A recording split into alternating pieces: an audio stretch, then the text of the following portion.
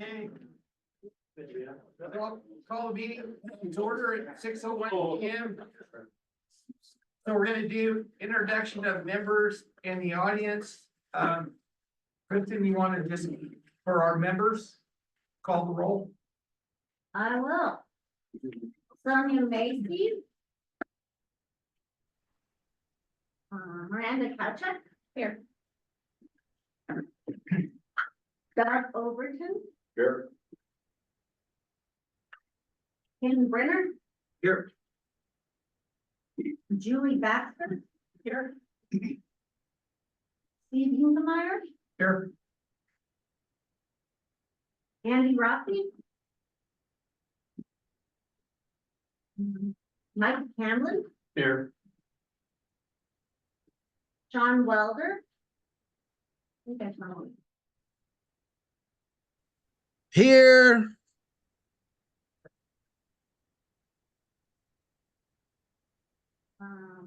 Jay Sheehan.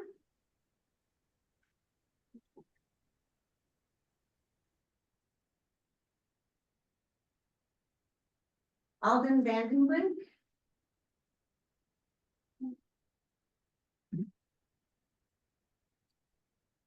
No, you sent me an email. Casey Green.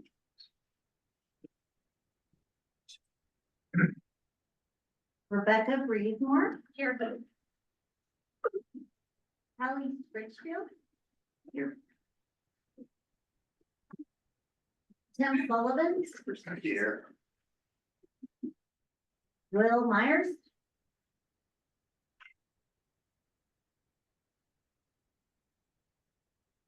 James Fairtree. Here. Frank Alpone. Here.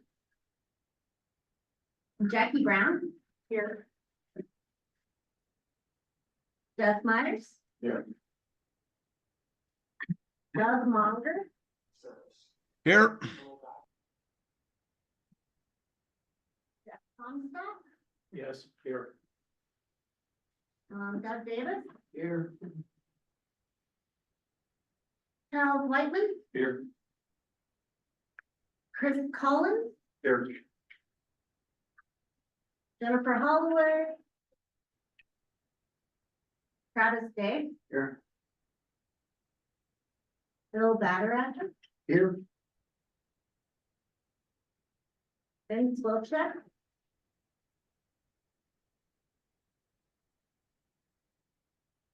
P. Wright Dickinson. Online. Eamon O'Toole. And Jonathan Bowler. He Okay, said he had a conflict with the UCRC. we've got 22. And then, I guess I'll just pass this around. If I didn't call your name, you can write it on the sheet.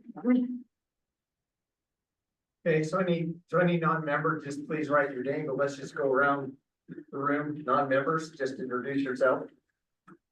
First non-member, I'm Emily Lowell. I'm the district engineer with the Upper Yampa Water Conservancy District. Betty? I'm Liz Candler. I'm the water kit coordinator for the White River Integrated Water Initiative. I'm Kelly Sheridan from Oak Ridge Ditch.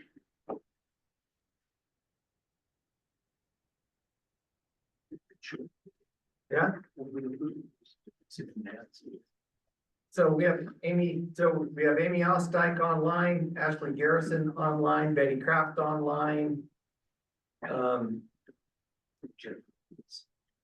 Jeff, Aaron Light's online, Heather Sackett's online, Polly Kirkpatrick's online.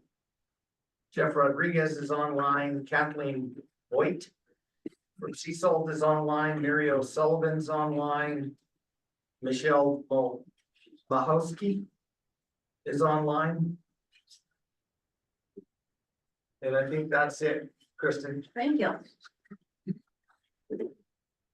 Okay, so first thing I want to do is introduce a new member, and he's not online yet, but Alden's term was up at the start of this meeting as Rio Blanco County Municipalities rep. And he apparently, Tim Winkler, who's also our White River Vice Chair, resigned because Tim wrote the nominating letter for Alden to be the Rio Blanco Water Conservation District representative. So at this point, the Rio Blanco Municipalities rep is not filled, although I've heard they've kind of selected someone, but they don't have a letter. Don't they?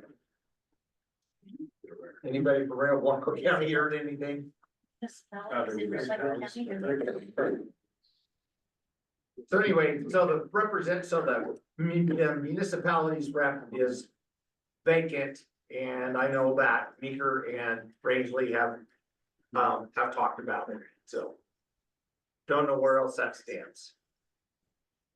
So I was gonna let Alden introduce himself, and although everybody knows him, so, but he's not online. He sent me an email right before this meeting, so he must be having trouble getting online. He did it at the last meeting. I thought they told me that he had a conflict. They've got a budget meeting sometime. He told me to. Oh, okay, because he just sent me an email like Okay. 30 minutes ago, so who knows? We can cancel it. Okay, so next on the agenda is review and approve the September 11th, 2024 minutes. Has everybody had a chance to review those minutes? Move to approve the minutes as submitted. Phone seconds. I have a motion and a second. Any further discussion on the minutes? Kristen's been doing a really good job with the new format and getting the minutes pretty squared around, so. So hearing no comments, all in favor of approving the September 11th, 2024 minutes, please say aye. Aye. Oh. Was that a late vote that I heard? All opposed to the minutes, please say nay. Okay, the ayes have it. Public comment, did we receive anything online that you're aware of? Anybody in the room or online have a public comment for this meeting? I got one. Steve, Yes, sir. I'll just push, Friends of the Impa's got a fundraiser going right now, an online auction for our annual big push for fundraising. We got a big party on Saturday night. Come on down. Old Town Pub, It's not. big snow bash. Because of that, we get a lot of snow. Everybody shows up if they don't show up. That's right. It's their fault, right? The online auction ends Sunday morning. You don't gotta be a member, you just go there and give us all you need. What's the best thing on there, Ken? A snowcat skiing trip, of course, a single powder pass. Well, Thomas Walker golfing, yeah. he's a magician. Okay, so. So the one thing I have evidently dropped off the schedule is to approve the agenda. And I've had a last minute request for a letter of support that we could do similar to the grant presentations, 7-minute presentation on a project. And then we could look at the letter of support and vote whether we wanted to send it or not. It's a pretty big project, $7.9 million total. The letter would be going to the Bureau of Rec for $5 million. What's the temperature of this membership to hear that and provide a letter of support? You know, we have guidelines that we established through the grant committee on this topic. And we would like everybody, when possible, to attend the grant committee and do enough of a presentation, especially if it's requiring funds from the round table. if it's not, then, you know, it would just be a nice courtesy to, because the grants committee actually takes a hard look at these. We don't really have time for long, review of these, but. Yeah, so, but it's an important grant, and I think I would be comfortable hearing the letter of support request. Is there a draft provided? Yes, yeah, we've got a draft, so. Please bring a draft letter. So we're gonna hear another letter of support for a different Bureau grant that's gonna be a 10-minute presentation. It's a much smaller, the amount's much smaller. I just worry about the $7.9 million. It's there is an ask with that grant for CWCB funds, but they're water plan grant funds, not WSRF funds. Is there time on the agenda? Based on our schedule? Based on our schedule, there is. We could allow 10 minutes to do it. I don't want. That's if Steve keeps us all within those timelines, right? Yeah, so we really didn't have any public comment, and we kind of whistled through the first part of this, so I think we will have time to do it. And I would put it under I'd put it under 8, I would replace 8C with this grant, and then the vice chair election move to D, 8D. I'd move to approve the agenda with the addition of an 8C, that's a letter of support request. Steve, couple things. Can you, on the agenda, can we switch Amy's report out with the CWCB report out? It sounded like Amy might have a conflict, so just let her go a few minutes early. I hope that's not too big of a deal. And then it looked like Holly Kirkpatrick had maybe a public comment or had her hand up for a moment there. So just wanted to flag that before we get too far down the agenda here. Oh, Holly had her hand up. I didn't see it. I did, Steve. I'm so sorry. I had a momentary lapse of remembering how to raise my hand on Zoom. It seems that they've changed that around, so I do apologize. But if I could just make one quick announcement. Okay. I just wanted to let everyone know that the Upper Yampa Water Conservancy District has opened a community survey. If you happen to have received a survey in the mail, you can complete that paper survey and return that by mail, or use the unique QR code on the mailer that you received. If you did not receive a random sample mailing, you can participate in the survey by following a link on our website. And that survey will be open until December 1st. So I would encourage everyone to participate. Okay, thanks, Holly. I'll amend my motion for the agenda to include moving item 7 to proceed item 6. Okay. Do I have a second? Doug Davis, seconds. A motion in, I have a motion and a second on the floor. Is any other discussion? Hearing none, everybody in favor of the agenda modifications, please say aye. Aye. Aye. Opposed? Okay, I must be hearing that from my folks. Yeah. All right, so Amy, you are now up. Hi, thank you so much. And thank you, Jeff, for switching me. My dad happens to be in town tonight for dinner, so just really appreciate it. All right, I'm gonna try to share my screen.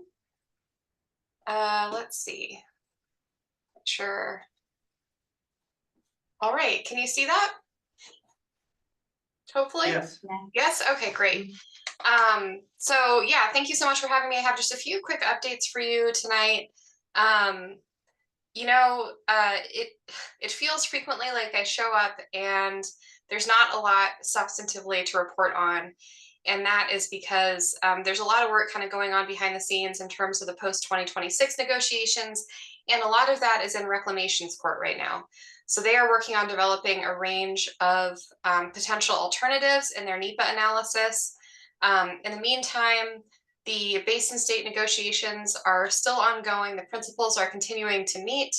The issues that they are dealing with and talking about are, consistent with the sticking points that have continued throughout the negotiations. I'm going to talk a little bit more in detail on some of the messaging sticking points that I think we're having in terms of the negotiations and the perceptions in just a second. So that is still going on. Nothing really new to report on that front. A couple other things. First, system conservation pilot program. We've been getting a lot of inquiries about that. Folks reaching out because they want to enroll or apply for the 2025 SCPP program. And I'm here to tell you that as of now, there is not a 2025 SCPP program. The reauthorization for SCPP is still pending in Congress. So we don't know what the outcome of that will be. We recognize it's pretty late in the year at this point. So still waiting on that reauthorization. And then the UCRC would have to make the decision after that to move any program forward. So there are still a lot of unknowns with respect to SCPP. So if you're hearing folks asking, where do I submit my application or how do I get involved? The answer to that short answer is there's no application to be submitted yet. There's no program at this time for next year. So we will let you know if that changes. Another bit of news, the UCRC recently held a meeting, and at it they approved a provisional accounting MOU. And just to connect some dots here, you may recall that the UCRC directed staff a little while ago to investigate mechanisms to quote unquote get credit for conserved water. In other words, look at how we can protect the water that we are conserving, whether it's through SCPP or otherwise in an account somewhere in Lake Powell or the initial units. And this is a step towards that. So this MOU essentially lays out provisional accounting protocols so that the UCRC and Upper Division state staff can start provisionally accounting for water that is conserved that may at a later date qualify for credit. It doesn't give us credit for that water. It just kind of says we can track this block of water so that if and when there is a legal mechanism set up to protect that water in Lake Powell or in an initial unit, that we have that block of water. So how would that actual credit come into play? Well, one mechanism that you all are familiar with is the demand management storage agreement. If the UCRC were to make a feasibility finding on demand management and go through all the hoops before 2026, that agreement calls for, that is one mechanism, but the other mechanism would be in the post-2026 framework. So in other words, could we look forward and say, here's the amount of water that was provisionally accounted for, Upper Basin gets credit for that somewhere in the post-2026 framework. So I think understandably, there's been some confusion about whether and how this actually creates the credit. And the short answer is it doesn't. It just gives us that accounting mechanism so that later down the road, if we are in a place where we can get that credit, we have that block of water reserved. So that's the provisional accounting MOU. And now I just want to dig in a little bit on, I feel like I talk every single meeting about the Upper Division States alternative, but this is what the Upper Division States have submitted for consideration in the NEPA process. This is what we've put out there, and we stand behind it.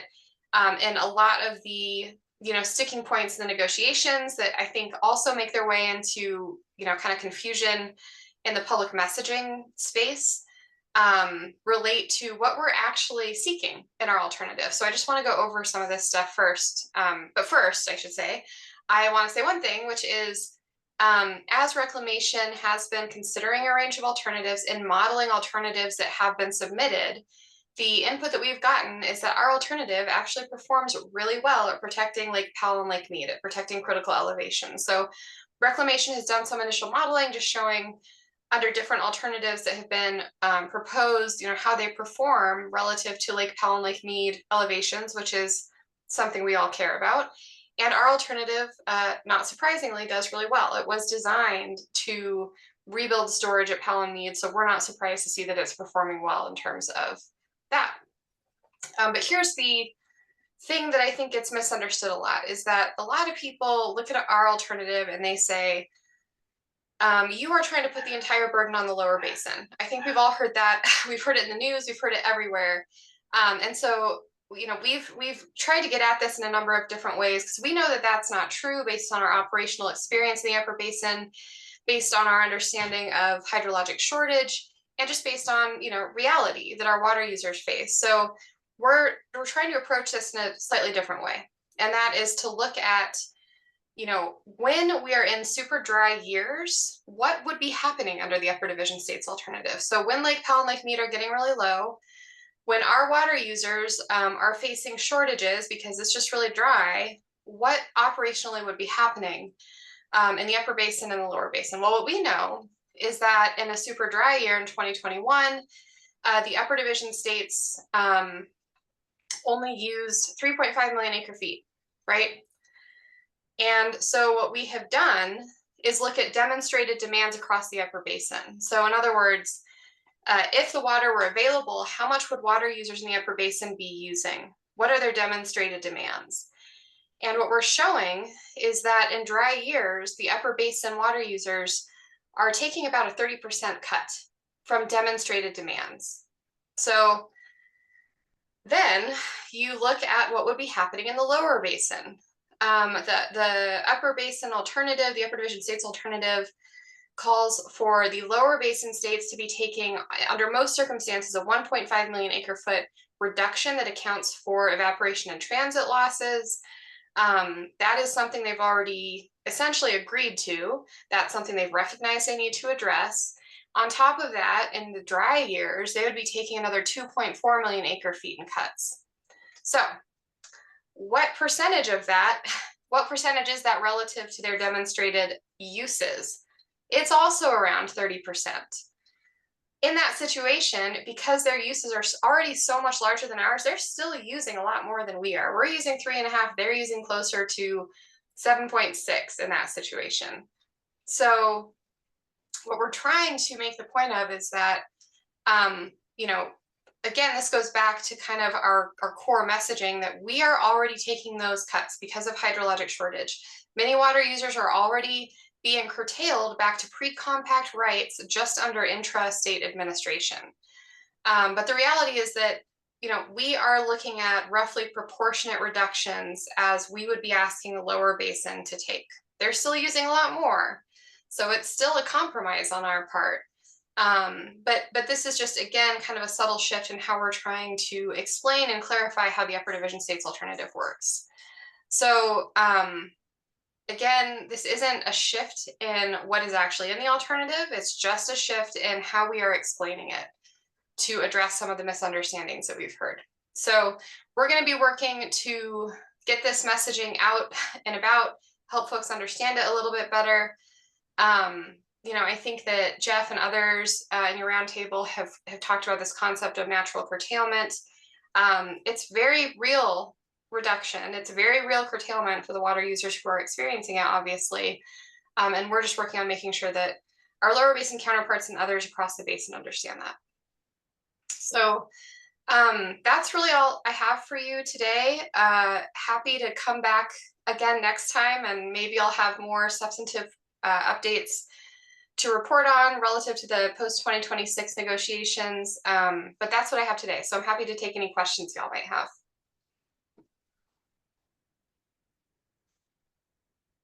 Hi, Amy, it's Jeff. Hey, Jeff. So thanks for that. That was a really good description of the sort of demonstrated demand idea. I wonder if you could just go a bit further with us. What has been the reaction to that idea so far? We don't know yet. We're just rolling it out. We've just done this work. So, you know, I think, you know, as I always say, there are people who, it's not that they don't understand this, it's just they don't want to accept this information. So I think that we're still gonna run into some people who just don't see it this way. But you know, we're just working on rolling this out. So we haven't gotten this out there widely yet. To those that we have started to explain it to, I feel like the reception has been positive. It's just kind of a different way of looking at it. But I'm hoping that once we start kind of getting this out more in the public sphere, that we'll have positive reactions. Cool. So you're kind of our So, test subjects here. So curious to hear your thoughts. so let me just ask you one question, and it might not be fair, but I'm kind of okay with that. What, you read our article about natural curtailment. We're working on telling that story more. What else at the roundtable level, have you thought more, Amy, about using the structure of the roundtables and the IBCC to move that message sort of out there? Yeah, you know, I think that any help that you all can provide is great. We are, well, just a couple of notes. We are working on updating kind of our infographics and just our kind of talking points around this messaging. So happy to provide you guys with the updated infographics once we have them, and to the extent you can share them in your communities and things like that, that's great. But you know, beyond that, I think talking to news outlets and others about the reality of hydrologic shortage and curtailment and what that looks like, I think that's just super helpful. So keep doing what you're doing is what I would say.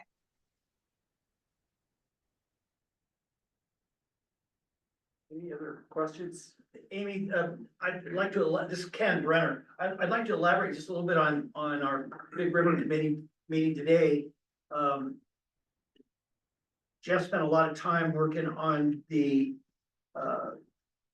natural curtailment letter that you saw published here recently. But we're thinking that there's that's just kind of the beginning of what we could tell. There's a lot of personal stories of, I mean, there's a number of people in this room that could tell give really compelling examples of how their ranch or recreation business or other people that count on the river as part of their livelihood that are experiencing these shortages every year. Some years not bad, but many years pretty significant changes. Would that also be something that you would be welcome to have us working on? Yeah, I think that would be great. And it's actually really well aligned with some work that we've been doing. I think I have mentioned before that we have done this webinar series where Commissioner Mitchell sometimes will get on and talk about the status of negotiations and things like that. But one of the recent ones was just shortage stories. And hopefully you guys have seen that. I'll make sure it gets around to you. But so I think that anything else, you know, there are only so many you can fit in an hour webinar, right? But to the extent we can expand that message and you know, that the roundtables want to engage in that and put that type of stuff out too, I think that's great. Because the more that we can personalize this and help people understand the actual impacts to real people and real water users, I think the more successful we'll be. So I think that's great. Thanks, Amy, and good job with your progress on the negotiations.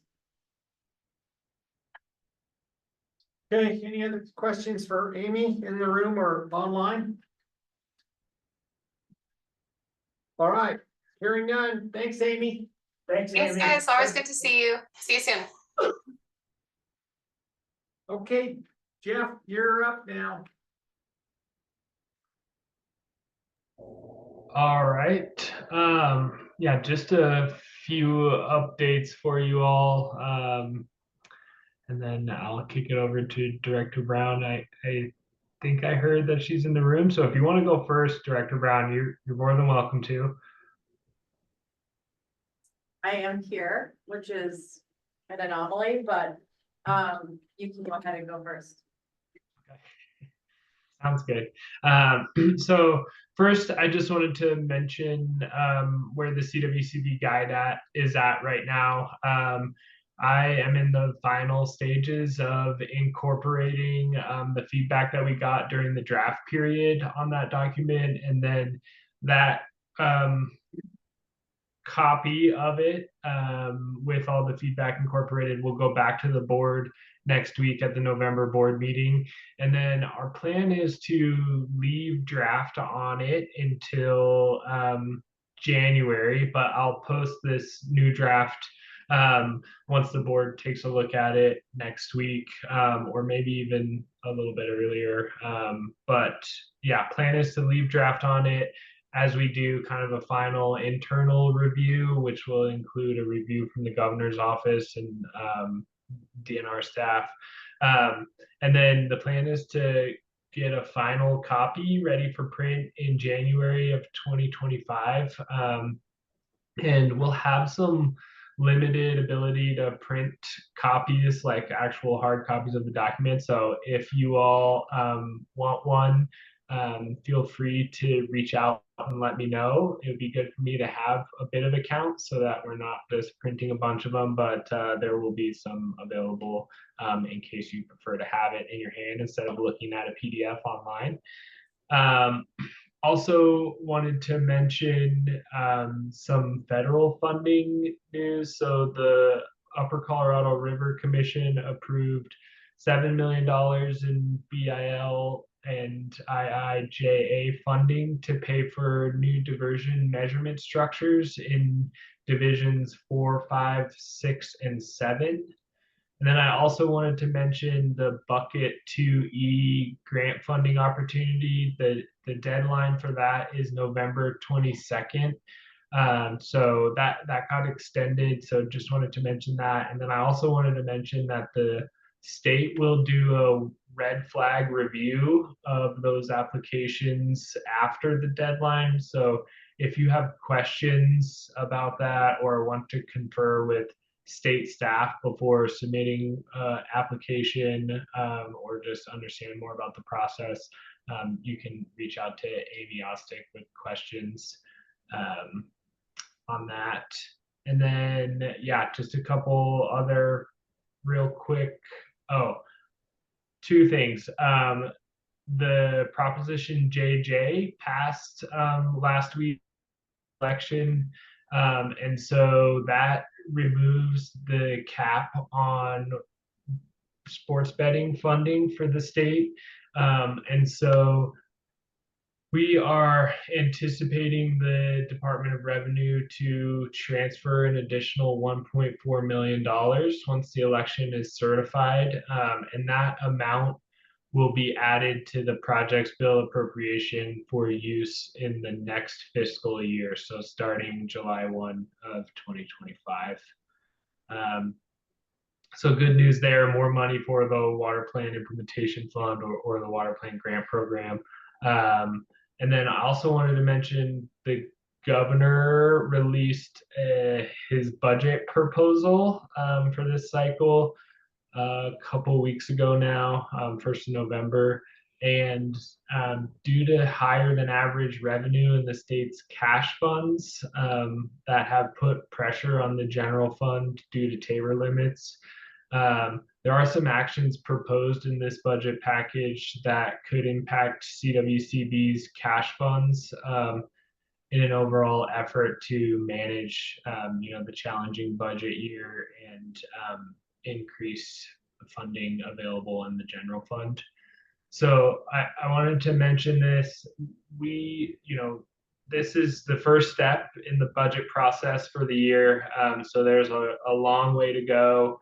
CWCB and DNR staff are really still trying to wrap our heads around what this means for CWCB and DNR, but Nate Pearson from DNR will be giving an in-depth presentation to the CWCB board on this at the meeting next week. So if you're interested in learning more about this, I highly recommend tuning into that because Nate will give a better description of it than I could possibly imagine doing.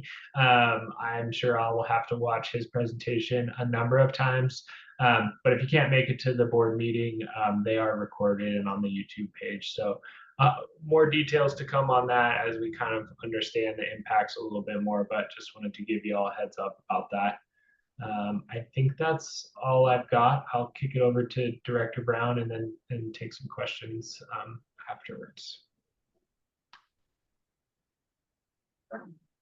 Yep.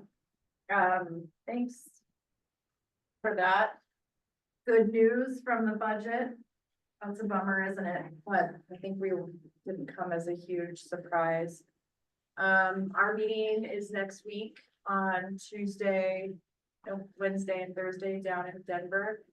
It is my second to last CWCB board meeting. It's been a good run, but it's termed out after the January meeting. So anybody that's thinking about that spot, I know there's a couple of you, best of luck, and we'll see what happens. It's an honor to serve on the board, and I hope anyone that's interested gets a chance to do that. So in our agenda next week, we have a couple of things that are of note.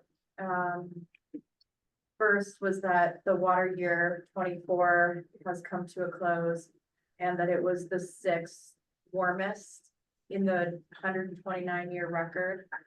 It was the 61st driest, so to give you an idea of just kind of where the state fell out on that. And I think one of the most important things that's coming up is that we'll probably start as an agency the stakeholding process for the review and acceptance of loans of stored water for in-stream flow use. That'll begin, I'm assuming, after the first of the year, just given how busy with conferences and such the remainder of this year usually is for agency folks. And then that rulemaking hearing is scheduled to take place tentatively in July of 2025, which means that the new rules would probably be in place at the September 2025 board meeting. This is all kind of noted in the packet, agenda item 7. So if you're interested, take a look through the CWCB website. Also, this time of year is when we put forward, or the in-stream flow program puts forward what new potential in-stream flows will be evaluated for the coming years. So in this basin, or in this water division, Vermilion Creek and Milk Creek are of interest probably to those of you who are interested in those areas. Those are the things that most impact Northwest Colorado. I would urge you, if you have interest in kind of what's happening statewide and the Colorado River updates, which Amy just gave you, at the beginning of our board meeting, so Wednesday morning in this case, we do the director's reports from the other parts of DNR, or from CPW rather. And no, DNR, got my acronyms confused.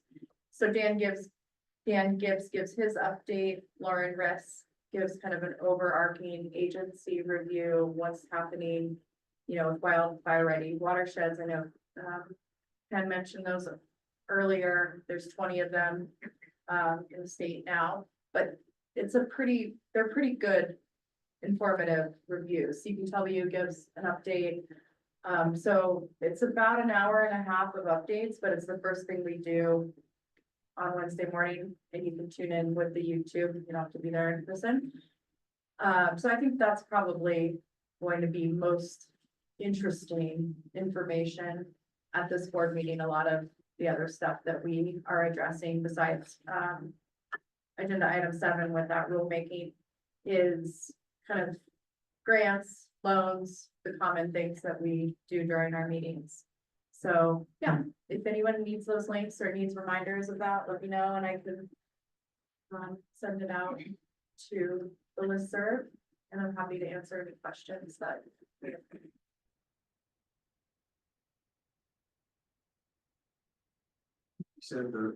you send the link to like Sally to Sure. put it somewhere or send it? Jackie, I think we all want to thank you for your years of service on the Colorado Water Conservation Board. I know you were joking about how your son was in kindergarten when you started, and he's already graduated from college now. But I was just wondering if you might share just, what are your reflections as you look back, what was the value and were there any challenges or frustrations that you felt? What was the experience like for you? Yeah, I served on that board, got a master's degree, survived COVID and got a divorce in the last 6 years. So it was a big, it was 6 years for me. So home record. It was quite the beatdown, but, yeah, right? I look forward, I will say I look forward to having the free time. So, no, I think things have changed a lot. Probably with the growth of our state in general. I don't think most of you are old time Colorado residents, so you know how it was 20 years ago and how much we are dealing with a different diversity now, for better or worse, whatever, your thoughts are on that. And I think the impacts to our agency have been, numerous. We've built out the staff. We've gone through leadership change with Lauren, from Becky, obviously the huge, the creation of the Colorado River section under Dan Gibbs, at DNR was a big push for how we're dealing with these negotiations, and that's been amazing. I do think that over time, especially with COVID, before COVID, we were in-person meetings and it was the norm for people to show up in person all the time. So it was kind of a networking opportunity, saw a lot of people. And now, it's amazing that people don't have to travel to the ends of the world to give a 5-minute update on the grant they're there for, the loan, but we've lost a lot of that, I'm sure, as we all have here and in other parts of your life. But I think that's kind of disconnected the board from the people. And so I actually think there's been a bigger shift to roundtables and water conservancy districts where people are getting their information, like the dashboard that Upper Yampa just did is a perfect example of that. You used to go to the state website to get your information, and now we have just so much more opportunity to share information. So with that also, I think is just the big separation in the way that we do our policy. That policy is really kind of a top-down, created in water, legislation. We don't talk about legislation at the CWCB board level. We're updated on how the legislative session is going, but we're never consulted, nor do we bring forward ideas for policy. So, when you see policy passed in the water realm, you're seeing Colorado Water Congress, your individual organizations are lobbying, industry groups that you work with that are impacting that, but it's certainly not our board directly. It would be DNR leadership, which I think is a necessity, built on just kind of the largesse of government, because we have a bigger state and we have more resources to deal with. So I think that's been a huge change, but I could go on, but I think we've seen a huge amount of positive change in our organization and amount of money we've given out in the Colorado Water Plan, especially with this last update as a 10-year product, has been phenomenal. And I think if we can stay on track and continue to adhere to what we put forward there, that, we're on the right track as a state. And I think that's awesome. So overall, it's been one of the most incredible experiences of my life for sure. So, yeah. There you have it. It's all right. Thanks, Jackie. Any questions for Jackie or for Jeff? In the room or online? All right, I think you guys are off the hook. Thanks, Jeff. Thanks, Jackie. Thanks for your hard work, Jackie. Yes, Yeah. thank you. Yeah, no.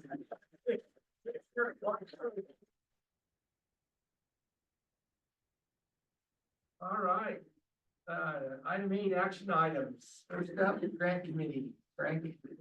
Sally, you wanna pull that PowerPoint up, please? She knows that. I'll just stand up and stretch my legs. Thanks, Jackie. Appreciate all you've done. Yeah, thanks, Frank. All right, we've got a fairly full agenda with grants tonight, but we'll do our best to kind of stick to the schedule and the timeline. You wanna go to the next slide, Sally? Here's the agenda. The first item I'm gonna talk about is the. Separate button. How was that? They're really important now. First item I'm gonna talk about is the grant program funding for the 2025 budget cycle. And then we're gonna hear 3 grants tonight. Ampatica's education program for the next 3 years, the Sheriff Reservoir Dam Rehabilitation Project, and specific to that project is their spillway and embankment improvements phase, which we'll be hearing about tonight, and then the Oak Ridge Park Ditch Stream Crossings Project. Included in your packet of information, the paper copies, and of course online, is the PowerPoint, of course, the grant applications, the minutes from the grant meeting, which was actually not 11/13, that's tonight. The minutes from the grant meeting was 10/9, 2024, and then the grant summaries of each of the grants was provided in the packet also. Next slide, please. Every year, the grants committee looks at the total amount of money that they want to consider to grant out. This is a little hard to see, but the new year starts in October, and our balance going into the new year was about $710,000. Every year, the CWCB gives each basin roundtable a certain amount of money, and if you're below a certain threshold, you're somewhat guaranteed 300,000. And then if there's any extra money, because basins go over their cap, which is 750, you get a little bit extra money. So the good news is we were below 450 because we granted out enough money, and the additional good news is we got an extra about $25,000. So we went into this year with an additional $325,000 for a total of about 710. So what the committee looks at is how much of that money do we want to target, if you will, to grant out for each cycle, for each year, if you will, for the 4 cycles. And after conversation at the meeting on October 9th, the committee is recommending for consideration by the members tonight a target amount of $550,000. So if in fact, if we would grant $550,000 and it would all go out, we would end the year with about $160,000 in the bank. Last year, we only granted out about $146,000.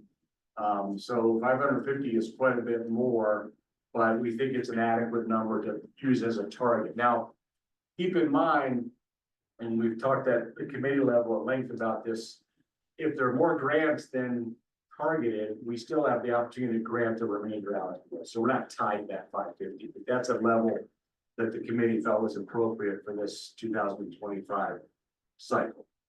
So that's the first item for consideration tonight is discussion and hopefully a motion and approval for the $550,000 allocation for grants for 2025. So questions on that? I'll let Steve kind of manage the All right, vote. Brenner moves to support the $550,000 recommendation from the grants committee. Okay, so I have a motion. Do I have a second? I'll second. Okay, Bill Vaderackin, seconds. I have a motion and a second. Any further discussion from the membership? Frank, it's a pretty big jump. So what's driving that, do you think? It's a bit of a crapshoot on how many grants we're gonna actually hear and see. We want to be optimistic that we're gonna see more going into the next 3 cycles. What we're gonna hear tonight, to your point, is these 3 requests tonight equal about 192,000. So that's a fair amount of the amount. We have a raised hand from T-Ray. Okay, so that's, if we approve everything tonight and the CWCB approves it, that's about 200,000 of the 550 for one of the 4 cycles. You right? Yeah, I think you all are getting in my question. I didn't see money's budgeted in for the other cycles, so that's what I was trying to understand was, were we putting all this 572 out in this first cycle, or was there going to be money available for later on throughout the year? So that was. Yeah, there'll be 350,000, give or take, for the remaining 3 cycles. Were you showing a budget for those? Because all I see is zeros there on the screen in those other cycles. Yeah, Did those the are committee just- talk those are about? Yeah, those are just actuals, right? They're just placeholders. So when we do the second cycle, we'll put those grants in there. We just keep track of all the cycles until we get to the end of the year. Got it. All right, thanks.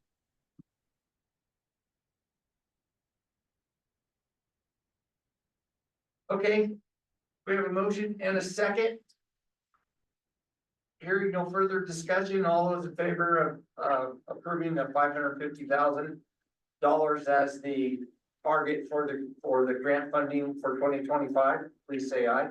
Aye. Opposed, say nay. Okay, the ayes have it. It's unanimous. Thanks, everyone. Appreciate that. The next slide.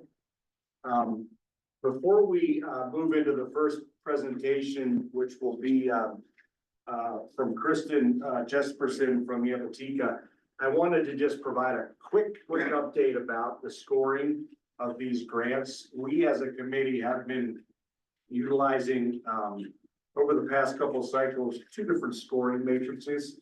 And this particular set of scores was based on the new matrix. And that matrix, we've utilized it now. This will be the 2nd time, and the committee seems pretty comfortable with that new matrix. We're still kind of vetting through the pros and cons of that.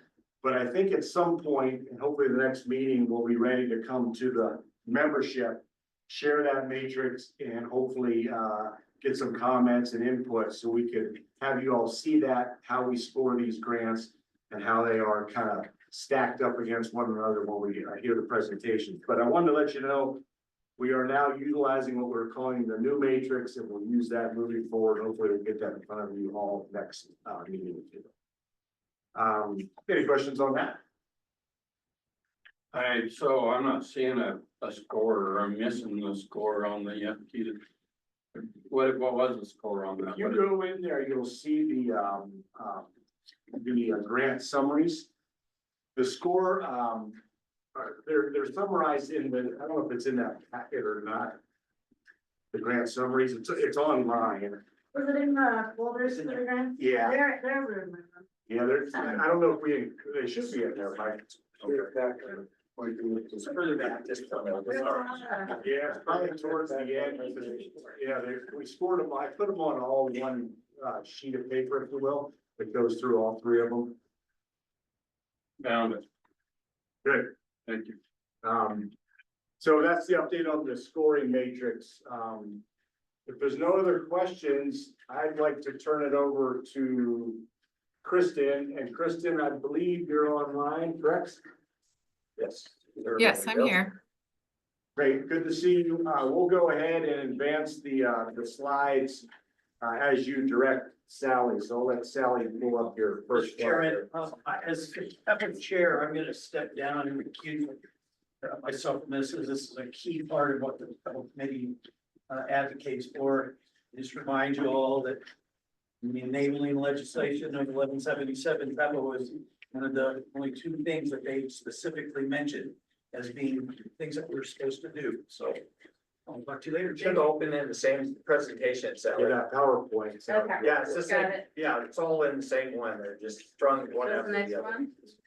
Okay. Yeah, and just one more procedural item. Generally, what we do is allocate 7 to 8 minutes for the presentation.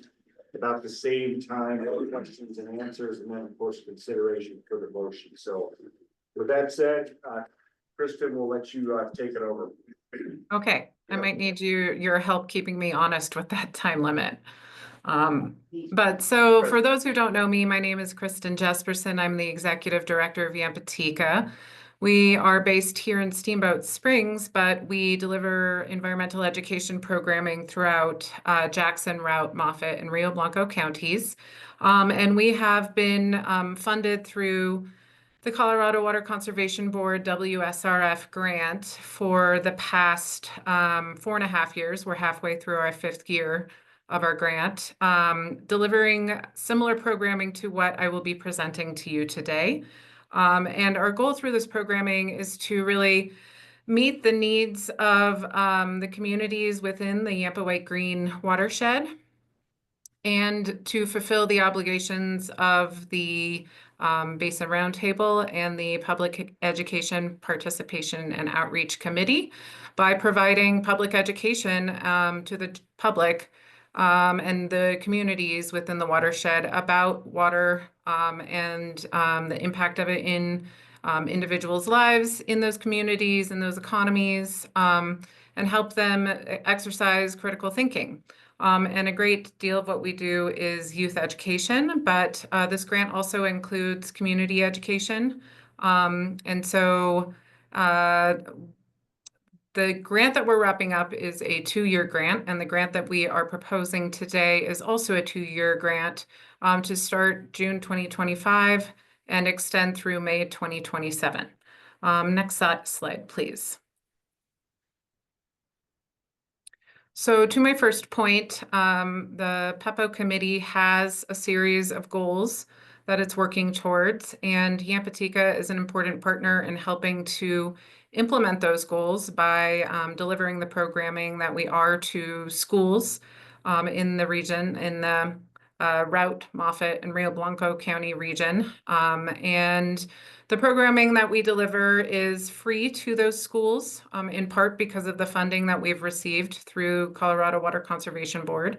It is science-based, it is place-based, and it's really focused on experiential learning, growing those critical thinking skills for grades pre-K through 12.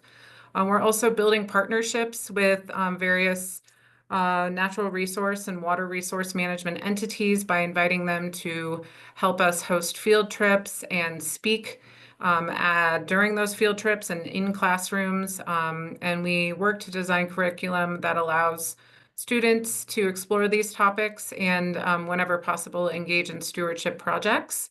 And we cover a wide diversity of water education, everything from water conservation, talking about competing water needs and interests, infrastructure, hydrology, water quality, water rights, drought, weather and erosion. So we have about 60 different modules through our programming overall, and I believe at least 2/3 of them are water focused. And we also participate in a diversity of community events, such as the Yampa Basin Rendezvous and Meeker Ag Days, Friends of the Yampas River Fest and the Craig River Fest, as opportunities to provide water education to the larger public. So these are some important ways that the work that we're doing is helping to advance the goals of the Basin Roundtable. Next slide, please. And so this slide helps demonstrate the impact that we've had through our youth water education in the time that we have been offering it. So this captures the past 4 school years. We are currently midway through the 24-25 school year. But you'll see that we have grown the number of students that we've seen significantly in that time. And we're very proud of that because we've had a small staff, but this funding has allowed us to build up our capacity, our relationships in all of the communities and school districts that we serve, and the credibility of the program, as well as the quality of the curriculum that we're offering. And notably, we're not only increasing the number of students that we see, but the number of times that we see them. So you'll see in the 23-24 school year, we delivered water education to 2,466 students, approximately 3.6 times each. And that's about 36.9% of the student body in that region. Next slide, please. So this slide has a lot of information in it, but it is an effort to capture this grant proposal. In addition to maintaining the scope of work that we have been for the past 4.5 years, which includes continuing to update our curriculum and design field trips that are meaningful and meet teachers' needs, and deliver that programming by coordinating and scheduling sessions with schools and by working with teachers and presenting about the offerings that we have in the 6 school districts in the 3 counties, and also to evaluating the effectiveness of that programming. We aim to, in this proposal, work towards hiring a White River Basin-based part-time educator. This, we feel, could be an important next step towards ensuring that we are having less travel and less distance be a barrier to delivering the same level of programming in that region. So this is something that is not built into the budget for this grant, but is an add-on to the scope, and is something that Yampa-Tika would assume the cost of through other funding streams to help make happen, and that we believe would grow awareness about the programming that we offer and also allow us to extend more community-based water education in those regions. We're also continuing to work to identify opportunities for engaging middle school and high school students in more applied learning and stewardship opportunities. And this is very much an emerging area in our programs overall. So it will take some time for me to be able to identify what exactly that looks like, but we want to work with high school students to give them opportunities to work in the field of natural resource management and gain school credit and work experience, so that they can elevate their in-school lessons and apply that to their future career pathways. We're also looking to continue our partnership with Rocky Mountain Youth Corps by extending the Yampa Valley Science School opportunity into Moffat County's school district and their 6th graders. And these conversations have been underway already. And Yampa-Tika has been an important partner with Rocky Mountain Youth Corps in designing the curriculum for that course, which covers a wide diversity of water education topics. And so if you're not aware, that program currently serves all 6th graders in Routt County. And we've been, like I said, working to extend that opportunity to Moffat School District 6th graders as well. And then Yampa-Tika has been working with the PEPO committee to design a story map resource, which is aimed at serving as an interactive and visually engaging tool to communicate about the watershed functions within the Yampa White Green and the water management entities and how they function in the watershed. And so our efforts in designing that, if that resource is completed within the 2-year period of this grant, we would help share and distribute and make use of that tool, both through our in-school education and then through any community education opportunities that arose.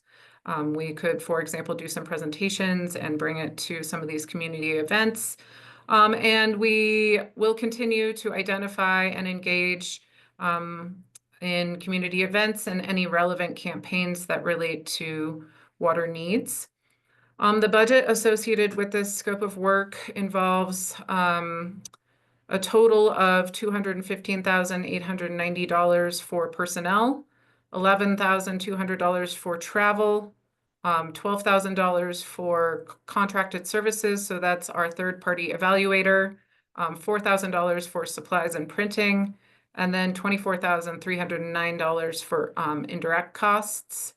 So remember, this is a 2-year budget, and of that total, that $267,399 total, our request is $99,724 from the CWCB WSRF pot, and largely that funding will go towards supporting our water education coordinator's position, which is the position that was created originally through the first grant.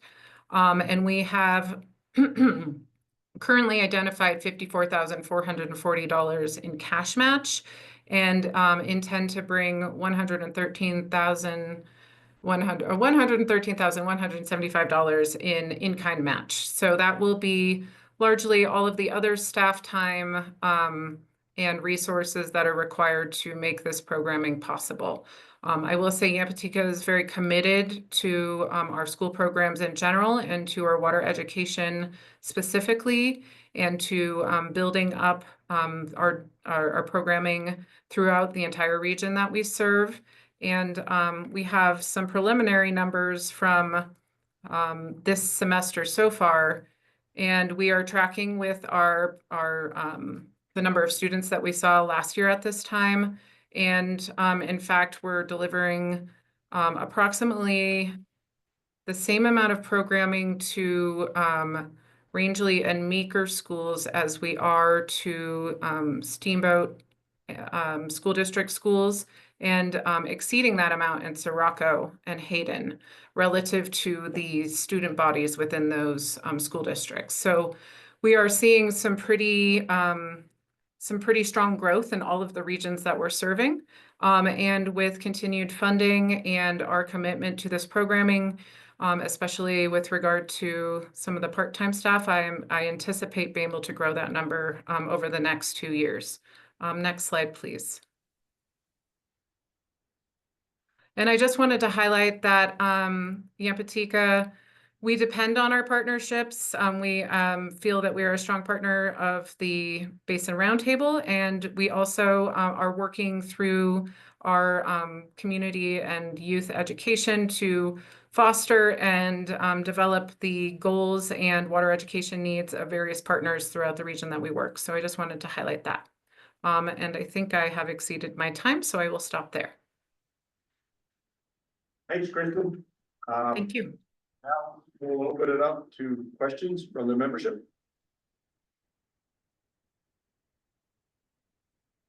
The grants committee is recommending approval. We are. If you want to go to the next slide, Sally, if there are no questions.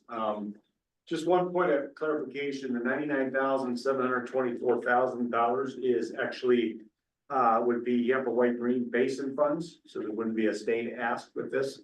So it all would come from the local basin, if you will. So we are, as a committee, recommending approval of this grant request. And with that, I'll turn it over to Steve to manage the vote. Okay. So hearing no questions, so would anybody like to read the motion that Frank has so nicely put up there? Would anybody want to make a motion? So move, okay, so Chris recommends approval of grant request for $99,724. The White Green BRT WSRF funds. Do I have a second? I'll second the motion. Oh, Julie, okay. All right, Julie Baxter on a second. Have a motion and a second on the floor. Any further discussion in the room or online? Hearing none. All in favor of the motion to fund Yampa, please say aye. Aye. All opposed, please say nay. Okay, the ayes have it. Thank you, Kristen. Thank you for your time, everyone. Thanks. Okay, Frank. the next slide, Sally. The next, grant presentation is about the Sheriff Reservoir Dam Rehab Project, and I wanted to, provide, before we let John, present, I wanted to provide a little background and context on this grant. When the grants committee originally heard this grant, the funding that was being requested was based on the entire project. Now, the entire project, as proposed, is about a $5.3 million project. In order for the YWGRoundtable11 to satisfy the match requirements, we would have had to have a contribution of about $530,000 or 10%. That is essentially most of what we have to grant for the entire year. So as we were talking through this during the grant presentation at the grants committee level, Steve actually brought this up, and we decided that we have to kind of regroup a little bit. And what we did is we worked with Ben Wade at the CWCB, and we also worked with Steve, of course, and John, the applicant, to come up with a phase of the project. So it would be more palatable as far as funding for this project. So what we're gonna hear tonight is what we're calling the spillway and embankments improvement phase. And what is in your packet is based on that as far as the funding. So of the $5.3 million total project, this phase that we're hearing for that we want consideration equals about $673,000. So the match from us, or us as the YWGRoundtable11 would be about $67,332. So, after the grants committee meeting, and after talking to Ben and Steve and John, I circulated out a follow-up email and asked the committee members to vote on the new amounts. So we had a record of that vote, and all but one approved that, so it wasn't unanimous, but it was by majority. So we feel we're in a good position to have John present tonight, but I wanted to provide the background on why this grant came about the way it did. So if anyone else on the grants committee wants to add anything, or that's kind of the context I want to provide on this. Yeah, so that, I mean, I wouldn't say it was a vote, because we really, I mean, we vote to move things to this meeting, which is where the real voting takes place. So based on the changes, Frank sent the email out.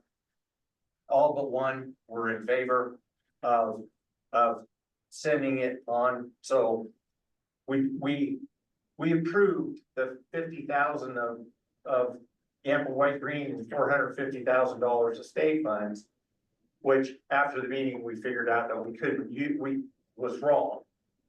So Frank worked with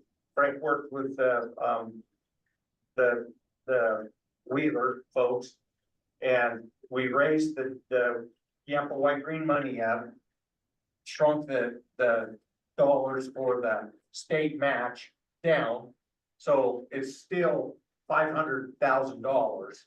It's just the funds are split just a little differently.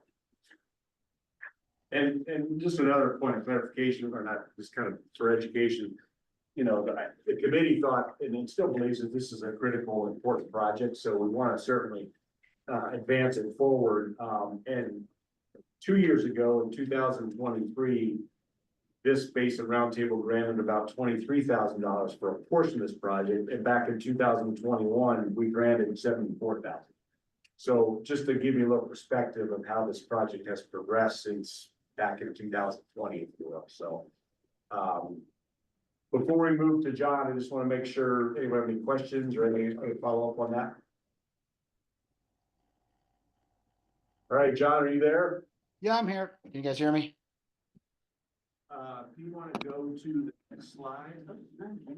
Yeah, everything's in that one I PowerPoint. thought he was gonna share something. Hold on, 1 second, John, we're getting your slides pulled up here. No worries.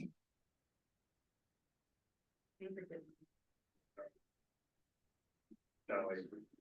Oh, I'm sure.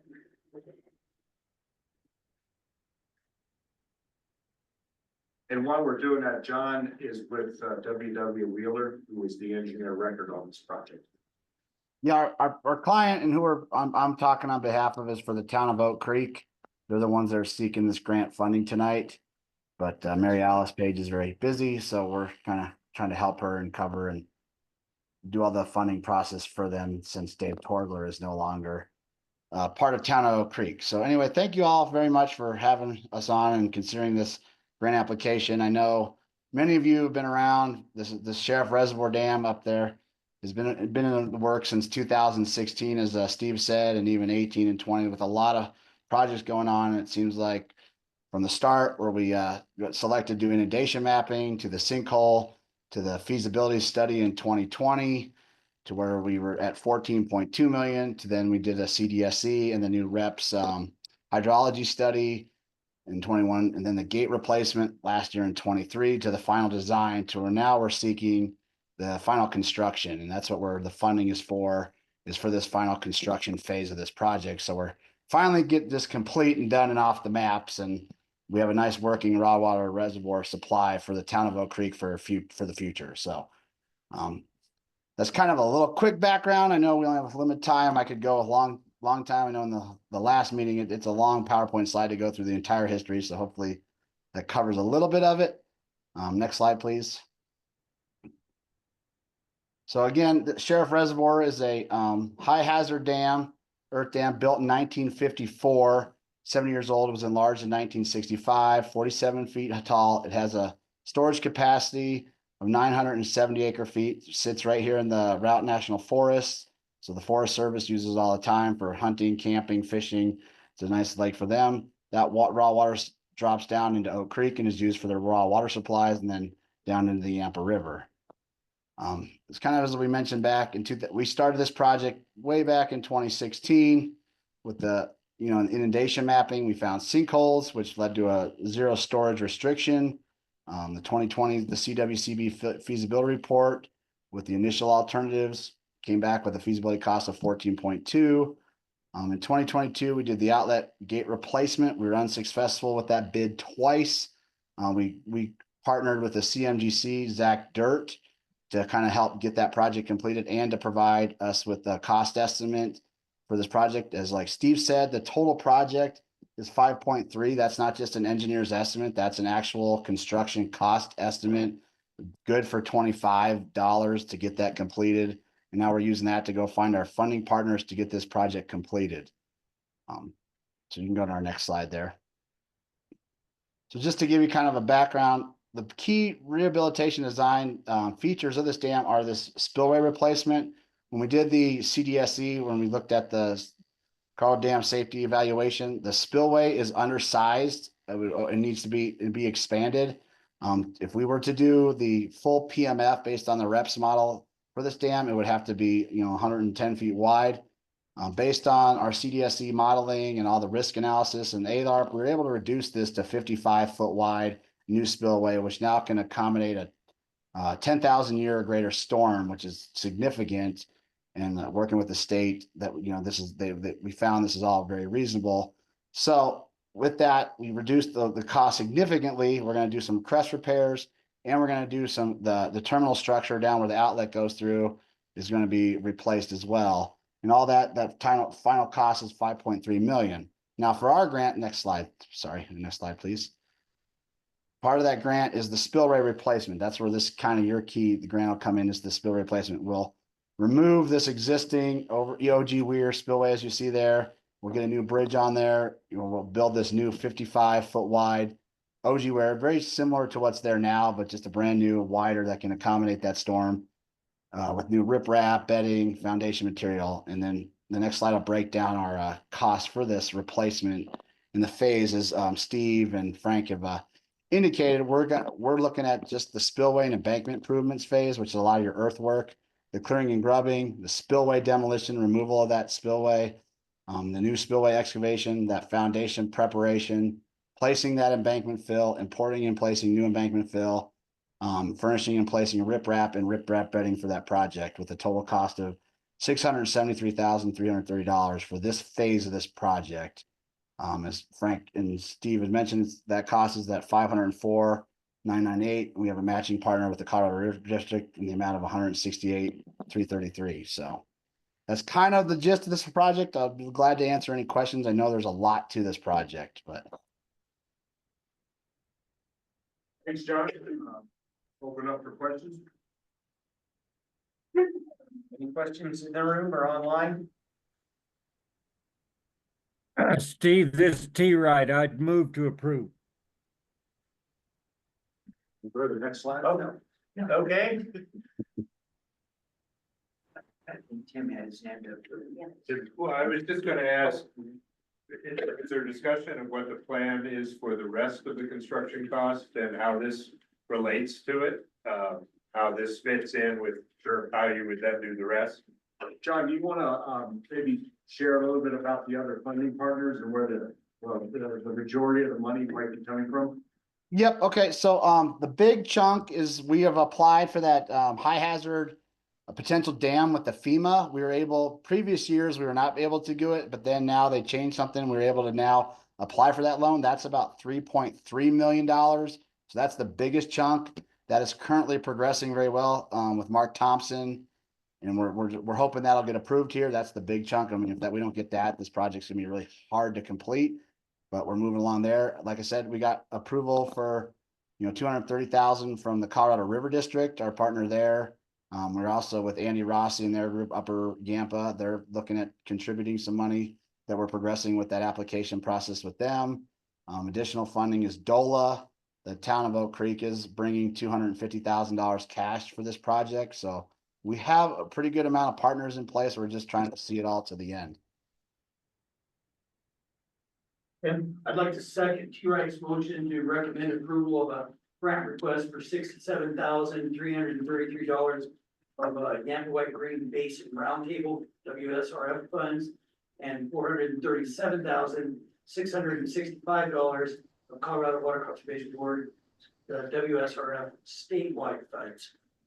Okay, so I have a motion and a second. Any further discussion on this grant in the room or online? So hearing none, all in favor of approval of the grant request, please say aye. Aye. Opposed, nay? Okay. Unanimous, it passes. All right, if you want to go to the next slide, Sally, this one is our final presentation for tonight, and Greg is here on behalf of the Colorado Ag Water Alliance. This is the Oak Ridge Park Ditch Stream Crossings Project. Greg, if you want to step up. I'm gonna have some help here. Sounds good. All right. And so Greg Peterson of Colorado Ag Water Alliance. I really just am the secretary here doing the paperwork. And the grant recipient is gonna be the White River Conservation District. And really, this is with the Oak Ridge Park Ditch. It's Kelly Sheridan, from it, and Liz Chandler, who's been working with the Conservation District. I've been doing a lot of the work on the ground. So they're gonna be, any hard questions go to them. And they're gonna give you a much more details of just of the project itself. So I think we're ready. So if you want to go to the next slide. So just here's a map of, so we're now just talking about Rio Blanco County, Oak Ridge Park Ditch off of White River. You can see that right here. Here's Highway 8. And then this line here is the ditch. And the project we're talking about are those two X's, are those stream crossings for what Little Beaver and Coal Creek serves 15 users, about 3,500 irrigated acres. And this ditch company, along with two others in the area, we've been working with for 2 years now. Yeah, and they haven't gotten sick of us yet, of just looking at this larger process for modernizing these ditch systems. And we identified this as one of the earlier projects that we're starting to implement. And yeah, let's go to the next slide. So these two crossings, there's a couple of problems. And I guess if Kelly, if you just want to share right now how they work and how do they not work, and just the problem that you're having with those. As far, they're both basically kind of the same structures. The Oak Ridge Ditch crosses little beaver birds that comes down across the Cold Creek.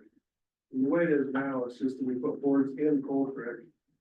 And then the water comes down the ditch, and we try not to keep any, or letting water go down in the Cold Creek or Little Beaver, but both of those structures are aging pretty bad. We kind of put Band-Aids on them for a while, and I think that's just kind of time now. It's bigger than what we can put a Band-Aid on at this point. And I think with the fall situations and stuff too, we're gonna have to be able to separate that water from those drainages. Is a big thing too.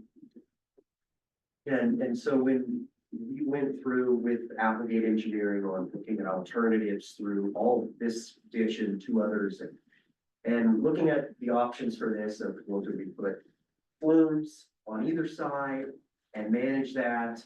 And really actually came up with probably the most expensive option, but probably the best option is running a siphon under both of these crossings.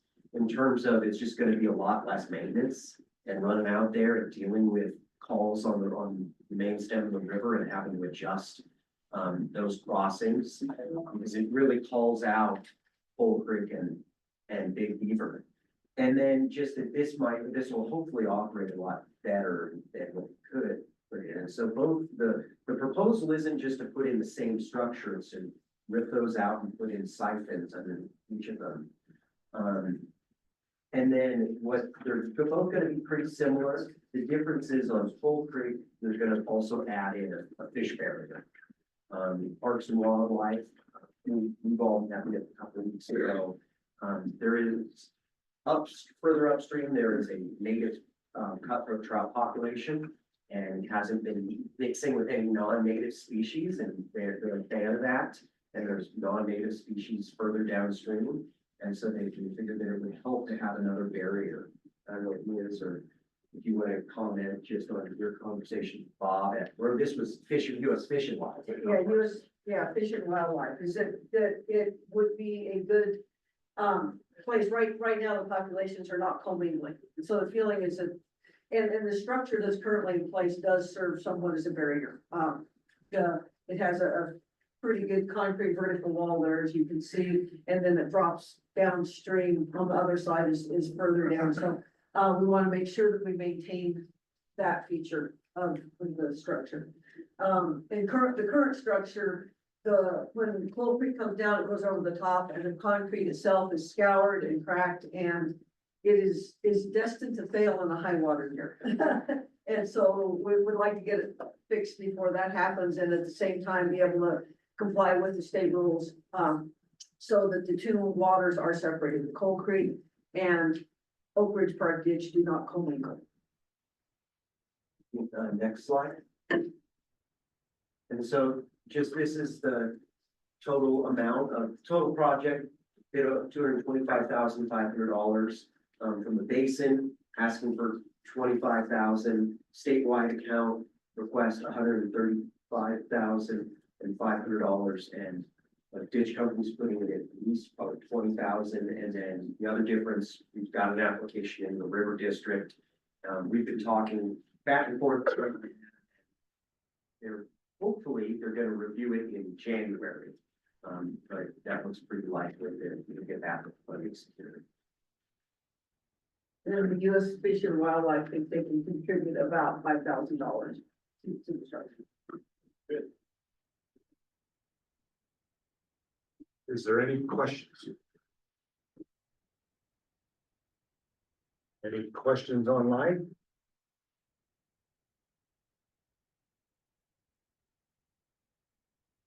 So you want to go to the next slide?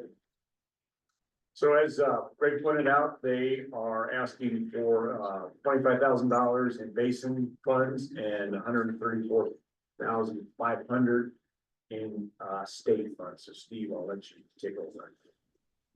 Okay, so do I have a motion I'll to make that motion. recommend approval of 25,000 of Yampa White Green WSRF funds and 134,500 of statewide WSRF funds? Have a motion by Mike Campbell. Do I have a second? Second. I'll take Kelly. More appropriate.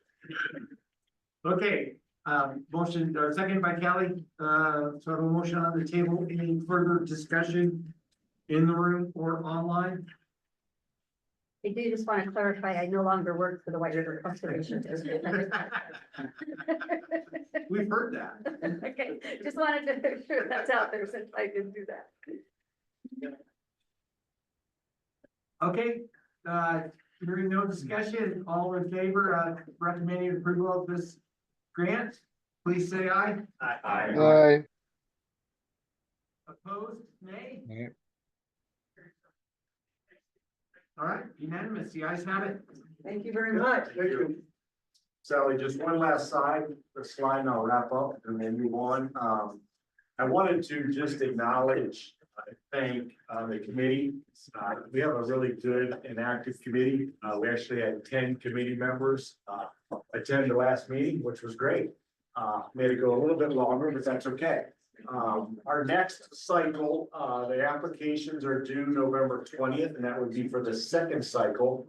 And then our next grants meeting is December 11th, at which point, whatever grants we hear then will come to the Basin Roundtable Board at the January meeting. So again, thanks for your time and appreciate you listening.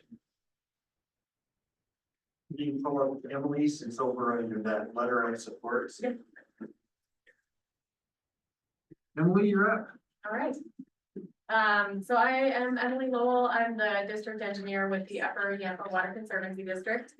And I am here tonight to request a letter of support for 2 grant applications that we are writing right now. One for the Community Funding Partnership through the Colorado River District, and one through the B2E Bureau of Rec grant program that Jeff talked about earlier. And while you're bringing up those slides, is the Upper Yampa Watershed The one with the water. Stagecoach Reservoir, the second one down there. Yeah, so this is a project that has been kind of in the works or being worked through over the last several years. I have a timeline on the next slide, but the overall project is the Upper Yampa Watershed and Stagecoach Reservoir water quality modeling. And this has been a compilation of several projects over the years. That's the next slide is a little, I don't know if we can make them a little bit bigger.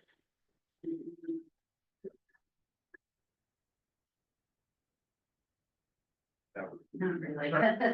That's the letter. That's the What letter. happened to the presentation? I can also share mine if that's. Let's see. I have them. You had it up. Yeah, it was up. It was up, but then you lost it. I don't know where it went. There's the second one down. There's a PDF. Yeah, That's what the second slide is. Oh, That one. so it's a PDF. It's not a. yeah, I think You we have just to- scroll So just go down. back. There you go. I gotcha. Yeah. Right. So it's a little hard to see, but just to give you guys a little background, the previous work that has been done kind of in the same water quality realm, in 2014, there was a report done, the State of the Watershed Report. In 2016, the Upper Yampa River Watershed Plan was developed. In 2021, the USGS assessment of stream flow and water quality in the Upper Yampa River Basin was completed. And just recently in 2024, we did the modeling evaluation, water quality sampling and for the subbasin watershed modeling relative to identifying and quantifying nutrient loading sources. And all of those works kind of have built on each other, and the latest report that was just published in earlier this year was basically we had Leonard Rice, who's our water quality consultant. They did a review of all of the water quality work that has been done over the years, all of the water quality sampling and data that's been collected, and did basically a data gap analysis to determine what additional sampling could be helpful to understand in the basin and in the Stagecoach Reservoir. to inform a model, and the model would basically tell us what kind of where the nutrient loading and nutrient sources in the basin and in the reservoir are coming from. And I guess just to back up a little bit more, the biggest reason for doing this project is we are experiencing harmful algae blooms in the Stagecoach Reservoir. Just in September of this year, the swim beach and marina were closed for a period of time because there was a cyanotoxin positive test. And so the reservoir had to be closed. They can be harmful to people and animals. And so all of that to say, this modeling effort and water quality effort that we're doing is really ultimately to inform us and help us to protect against harmful algae blooms now and in the future, and to inform us more about the nutrient loading in the watershed, where it's coming from, what those nutrients are, and help us to determine projects and mitigation strategies to protect against those nutrients that are overloading in the watershed and in the reservoir. It's a two-step, sorry, these slides are a little hard to see, but sorry. Let me just go like a little bit, you know, this upper one? That next steps one, yep, right there. Thanks. So the next steps in this project is to do the additional data collection, which Leonard Rice identified the pieces of data that we needed to continue collecting, that we don't have enough sampling on, and we started that in 2024. That was funded by the Upper Yampa Water Conservancy District. And it cost about $140,000. That sampling effort will be continued in 2025, about the same amount of money allocated to that. That will provide us enough information to kind of get these baseline or existing conditions for the watershed and in reservoir model. And so the next step is for us to build these two models. And the graphic to the right is kind of a technical graphic, but tried to make it a little bit so it was more friendly to an average user. But how it works is we have the recommendations of the model from the consultant. We need to have the inputs, which is, you know, one of the biggest inputs that we're getting right now is the additional water quality data that we're collecting. And then, you know, soils data, topographic data. We did a bathymetric survey of Stagecoach Reservoir. So all of that information is going into the watershed and reservoir model. And then the watershed model is built first, and all of that data is put into that model, simulates the watershed. The outputs from that model are then translated into the in-reservoir model, which is a separate modeling software. So between the water quality data that's collected and the outputs from the watershed model, then the in-reservoir model can be completed.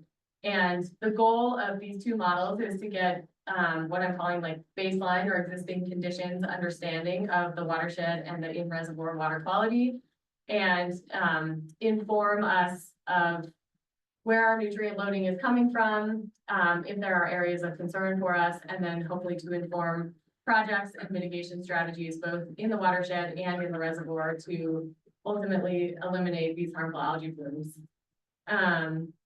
You want to go to the next slide? So these are kind of our goals, just like I said, inform the baseline and existing conditions in the reservoir and the watershed, identify future projects and mitigation strategies to improve the water quality, determine nutrient sources in the watershed leading to the undesirable harmful algae blooms. And this is also going to be information that will be helpful for us in the future anticipated nutrient standards from the Water Quality Control Division. For lakes and reservoirs, and those nutrient standards are projected to be rolled out in 2027. I think that timing may be a little bit fluid, but that's the latest that we had heard. If you want to go to the next slide. So just an overview of the budget and timeline. The total project is going to cost about $700,000. We are requesting about $500,000 from B2E. Upper Yampa is going to put in $100,000, and we're requesting $100,000 from the River District through the Community Funding Partnership. The schedule for the project is anticipated to take about 18 to 24 months. So it's a long project and a lot of data collection and processing of information into a model. And I think that was my last slide. You want to go to the next slide? Yeah, so my request tonight is, will the Basin Roundtable provide a letter of support for Upper Yampa to these grant applications for B2B and the community funding partnership? Anybody have any questions? I got one. Yeah, I got one that could lead to two. okay. First of all, this is really cool. I'm really curious to see what you find. I'm assuming, if you're trying to figure out where this problem's coming from, you're gonna be taking soil samples, not water samples, or both. Yeah, so we have both soils information and water quality information. It will be a compilation of a lot of different data that's all gonna be going into the inputs of the model. Okay, so that does lead to my second question then. How much, I mean, there's probably some private ground, or is there private ground that you guys are gonna be going on with soil sampling? And what are those people telling you? They're on board with letting on here to sample? Yeah, that's a good question. So we are not planning on doing soil sampling. And I would have to verify with our modeling team the specifics, but I think it would be more like generic soils mapping that would be used instead of specific soil samples on like private land and public land. That is what I anticipate would go into it because we have not done any specific soil sampling and that was not part of the data collection that was needed in the report that was done earlier this year with the data gaps that we needed to fill. Yep. I just want to confirm, this is the same project the Upper Yampa Watershed Group has been talking about? Yes. Okay, so. Yes. Thanks, look the letter for this. So we as a Basin Roundtable participated, oh gosh, 6 years ago, I think, and did put money in for this watershed group to do to go through like all the USGS and whatever water quality and whatever report. So we put money into that. And then the current data gathering that's ongoing, when we finished the Yampa IWMP project, it was about $38,000, $36,000 of remaining funds, and we put 18,000 of that as a committee to help fund this data gathering that they're working on right now. So we've actually provided twice to this. So they're not asking for any of our funds, they're just asking basically for us to submit 2 letters. One to the Colorado River District and one to the Bureau of Rec. So you can see, or maybe not see, but I do have a draft letter with basically the 2 addresses and the 2 different amounts that are being asked for from the different entities. So, Jackie? I just think this is incredibly important. I know there's a handful of reservoirs experiencing different, well, unsure sources of algal blooms. And this has been going on for a long time and it's really supportive as a resident of this basin to get it figured out. So I would make a motion to approve the letter of support. I will second that. Okay, That was gonna be I mine. have a motion now. Okay, motion by Jackie Brown, second by Frank Alpone. Have a motion and a second. Any further discussion in the room or online? Important project. Hope they get some answers. Okay, hearing none, all in favor of writing the 2 letters of support for this project, please say aye. Aye. Opposed, nay? Okay, the ayes have it. Thank you Thanks, very much. Emily. Okay. So we're on to our additional letter of support. So Julie Baxter is going to talk about the Walton Creek Yampa. I forget what you called it. It's got a big long name. Yeah, for Walton Creek Confluence Restoration. There we go. Okay. Sally, I actually just uploaded the PowerPoint, if that. Uploaded it to the Folder, just the regular folder, since I saw the PDF version, it's hard for people to see. Okay. Let's. It should be, Oh, I see it. you see it, it's right at the top. Yeah. Okay.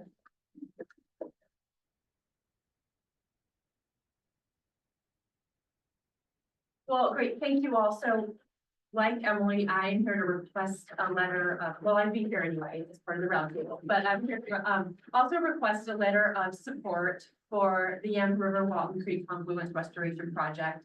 We are also applying to, can I just say B2E funds? Do we all know what we're talking about now with the ecosystem restoration? And if you go down to the next slide,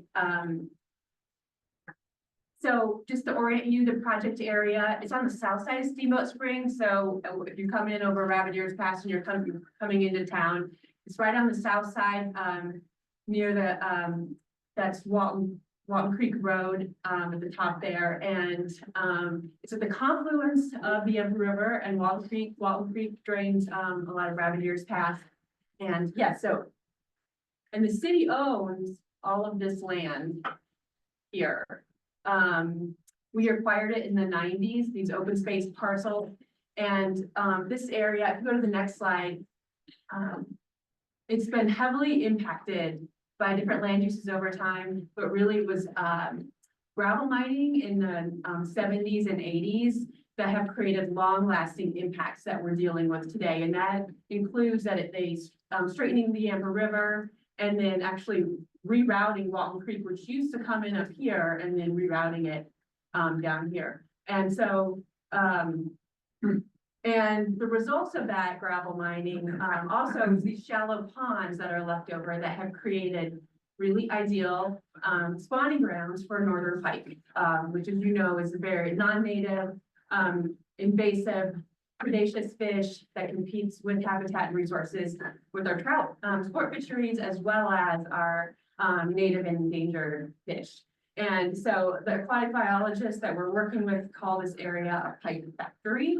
And it is actually thought to be one of the most significant contributors to predation throughout the whole Yampa River system, all the way down to Dinosaur National Monument, confluence with the Green.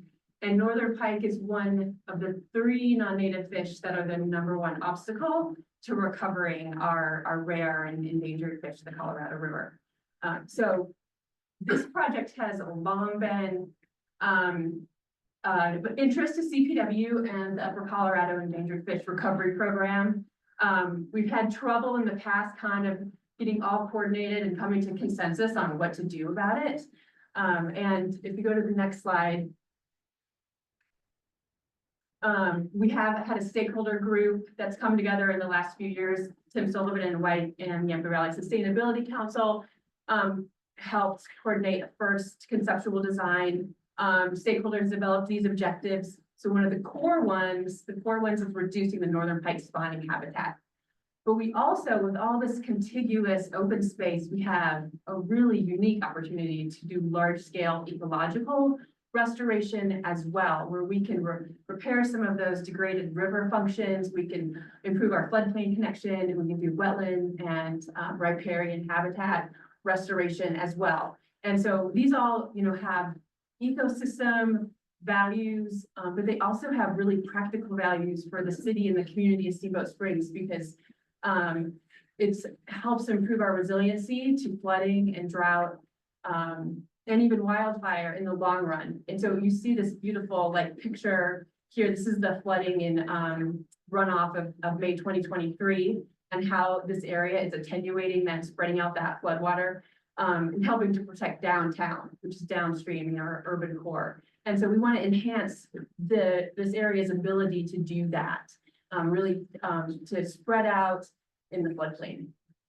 And so the project, we have all these objectives. It also includes infrastructure protection, protecting ski core, the steamboat ski resort areas, diversion structure and intake for their snowmaking, and improving recreational access. So it's truly a really big multi-beneficial project. And at this point, we have completed, the next slide, a 60% design phase that kind of brings all these objectives together. Our funders for that were CPW, the Colorado Water Conservation Fund through their Species Conservation Trust Fund, the City of Steamboat Springs.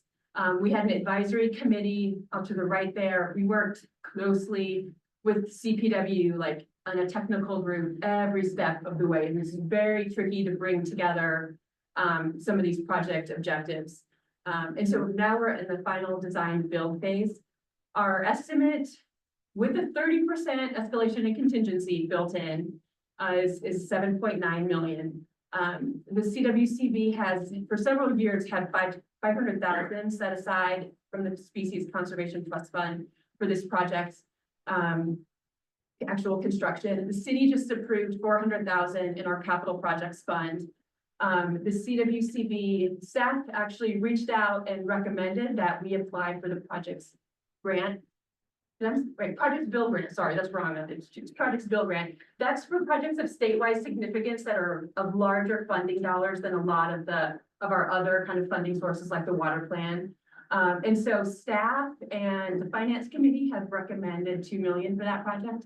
It will be heard, I think, for final approval on Thursday morning of next week's CWCB meeting. So we're hopeful on that one. And then we're seeking the rest. We're just going to go big on the federal grant. So we hopefully will not be coming back to all of you asking for, money in the next few years. So while this is available, this $450 million, we're going to go for 5 million of that. We have letters of support from all the members of our advisory committee, including CPW and the recovery program, also from Route County, from CWCB Director Riss, from also actually DNR Director Gibbs as well.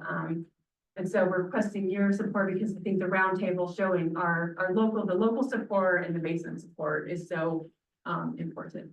So I'm happy to answer any questions. Yes. I mean, I think I definitely would support it or support a letter of support. But I'm kind of curious, Steamboat Ski and Resort Corp. I don't see their name up there kicking anyone in. They don't have enough money. All right. Yeah, they're broke. Well, we've actually worked very closely with them because their intake structure is located here and they're moving it.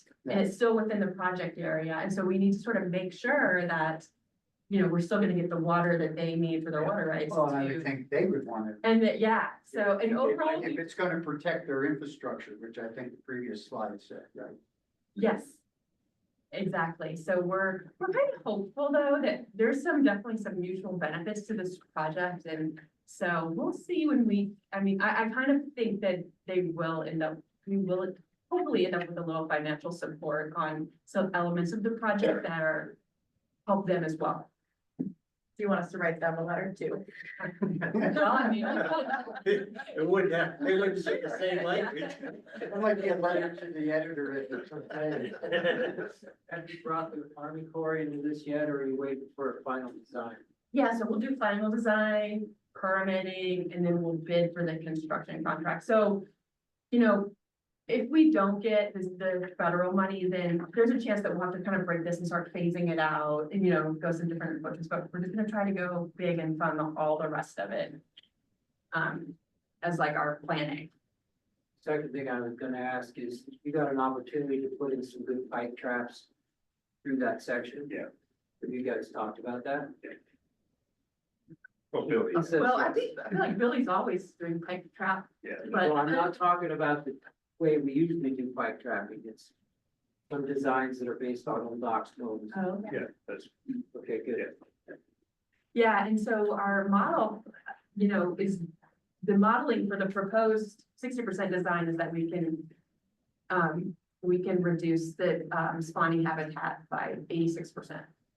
So that got the fish girls really excited. And I should say the Colorado River District also wrote us a letter of support, which. We've got a hand up. to the Yeah. right. I just. I'm glad to see the city council contributing the 400,000, but it's still just barely 5% of the total project cost. It might be, I know that everything's subject to annual appropriations. But it would be nice to see the home team have maybe a little larger stake in the overall project cost. Yeah, I mean, I understand the optics there. Go to the, actually have one more slide, I forgot, but I think there's one last. Because I know you're already well into the project. You've spent a lot of money. Right, so right, yeah. And just staff time and resources, but really, I mean, in all of the pressures of municipal government, this actually isn't a project that we would take on. Even though like we're kind of cleaning up a mess that was made kind of a long time ago, and also using the opportunity. But it's kind of far beyond really, our financial means or scope. It's the state and federal encouragement and support and really like wanting to see this done because I think overall significance to the region and to the basin and even statewide significance. I mean, we do not have the consultants, a lot of the ecologists and river scientists say that there's just in the state, there aren't areas on our main stem rivers anymore that have intact floodplain like this, where we have an opportunity to do this in land that's already, protected by conservation easement. So it's really, I think, because it's a significant project in a larger way is why the city's dedicating staff resources to it and time. I felt lucky to get 400,000. Well, but I guess what I'm trying to say is that you guys have, I know when I was on council, we bought a lot of river corridor land. And so you might be able to expand on your contribution. It's not just the 400,000 in cash, but that you've had, a decades-long commitment to this river corridor section. I guess that's what I was trying to say. Yes. You have my support for the letter. We have a hand raised from T right, so. You right? Your hands up? Yeah, the previous slide, did I miss the explanation of 60% design, that title? Could somebody explain that to me? Yeah, so that means that we, at this point, we have modeled the existing conditions, and then we've also modeled proposed conditions. We looked at different alternative kind of treatments that we could do and selected an alternative, and then kind of modeled that out further, but there's still much more to do. So now we know the general elements, and I thought that was details that we probably wouldn't have time for tonight, so I didn't include that. It's a lot of filling those ponds and those shallow sloughs that are left. And then also just reshaping the banks, actually rerouting Walton Creek closer to its historic location. Because right now it's actually lower than the Yampa. And so that backwatering effect, the Yampa actually pushes the water back into Walton Creek, and that's what it's creating. So if we move it so its elevation comes in higher than the Yampa, that actually helps with a lot of the backwatering. So we've now identified the sort of major moves. But there's just additional work needed that would get us to final design. Does that help, T-Right? Is that? And like Ken, I'm in support. I mean, this affecting the northern pike reproduction is critical in the greater system, and I really applaud that. I guess what I'm trying to understand is this 7.9 for design, or is that actually moving dirt? No, that's everything from like the final design is only a few $100,000. Then it's the permitting. We'll have to do NEPA because it's federal money. We'll have to do LOMRs at CLOMRs like FEMA floodplain permitting. So we'll have a long permitting phase, and then the actual construction, all of it, which is like can't remember what the number is on the tons of bill that we'll need. So it's for everything, and again, it has a 30% contingency built on top of it. Okay, good, no, good project. Thank you. I'd like to move that we approve a letter of support, or we do have a draft of a letter of support. I gave. I do. Okay. Can you pull it up? So. And I'll so second both the that. both the letters of support to Emily and to Julie, if we choose to write one. I haven't run them back by, I've taken what they've given me, I've adjusted it to account for the things that we like to see in our letters of support, plus the basic implementation plan goals. So I'll have to run them back by, but both of these grants are due next week, I believe, so we don't have a lot of time. So I move that we approve sending this letter of support to the Bureau of Reclamation. Okay, Tim Sullivan. I'll second. Approves, Doug Davis. T. Wright seconds. Okay, I have a motion and a second. Just one brief comment. Jules is a trusted source for information and stuff in this roundtable, and I got no doubt. But in the future, somehow, I'd like to see the roundtable set aside some subcommittee to sort of vet the language of the letters of support. I mean, to me personally, I'm a pretty fast reader, but Yeah, they're good. that's kind of hard. It's been online since 3 o'clock. What are you doing? Probably so maybe there's a process for future where, you know, Frank's group can says, or, you know, tap 3 or 4 people to just vet the language. So we know when we're just seeing it for the first time on the screen up here, somebody knows there's not an extra apostrophe. It looks good from here. That's all. I completely support Julie and this project. All right. So I have a motion and a second. Any further comments? In the room or online? Hearing none, all in favor of writing a letter of support for this grant? Please say aye. Aye. Opposed, nay? Aye. No, he said, he's always late, a little late.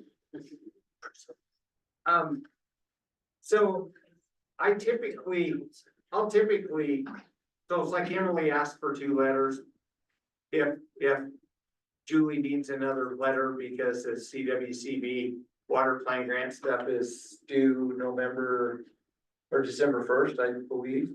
And not the water grant, the project's bill grants, what we could apply for, and that's already, Oh, okay. but I might be back if, yeah. Yeah. Okay, anyway, on to White River Vice Chair election. So Tim Winkler was our White River Vice Chair. And Tim wrote the letter, for Alden to be the Rio Blanco Water Conservation District representative. So Tim's resigned evidently. And we need a new Yampo or a White River Vice Chair. Really what that entails is taking part in the executive committee like a week before this meeting. The executive committee meets, we talk through the agenda, we talk about ideas for future meetings, those sorts of ideas. So the people that participate are myself, Ken is the Yampa Vice Chair, Tim would be participating as the White River Chair, Frank participates as the Grant Committee Chair, and Jeff participates as the Big River Committee Chair. And then anybody is free to pop into that meeting. Everybody's a member of the executive committee. You can just pop in and listen to what's being said. But it's really nice to have that White River perspective, because I kind of feel that we're leaving you guys out a little bit by not having a White River chair, vice chair. So Sally sent an email out to all of the White River folks, Rio Blanco County folks, to ask if anyone would be willing to step up. Did anybody step? No pressure, you guys. Too pointy. Step up from there. Okay, great. Okay, so you want to nominate Chris? If that's what it takes, yeah. Okay, please nominate Chris. Okay, so Chris has said yes, he would run. Is anybody else from the White River want to throw their name in the hat? I move that the nomination cease. Thank you. Nominations closed. Do I have a second? Okay, all in favor of having Chris as the White River Vice Chair, please say aye. Aye. Stops here. It's too late. You missed your chance. Okay, thanks. So really that's the thing, Chris, is, you know, if I or Ken are gone, you may have to run the meeting. The biggest thing is to attend those executive committee meetings where we talk about agendas. Maybe and bring ideas for, you know, if there's something going on in your guys' area, we want to hear it and we want to schedule it. Looking forward to working with you guys. Okay, thank you, Chris. All right, so we're on to presentation. So if Holly, are you still with us? I am. Holly's. Can you all hear me? Yeah, we're gonna get your presentation up. Okay, great. Thank you.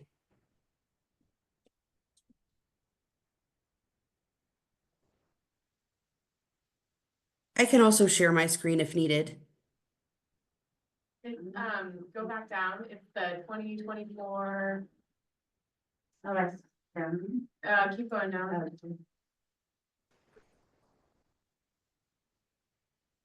That it's the next one down, the 2024-11-13. Yep, that one. Perfect. Are you good with the PDF or do you want to pull up the? Holly, are you good with the PDF or do you want to pull up the actual PowerPoint?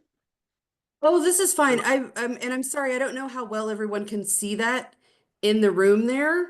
I obviously do have a list of disbursements that would be probably a little difficult to read, but either way, I can still walk you through all of that, no problem. Is that legible to all of you there in the room?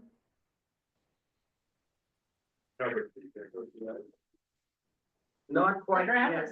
Not quite yet. If you have it, Holly, maybe share your screen. I can also. Yeah, of course. Or if you have it. Yeah, Do you I have it.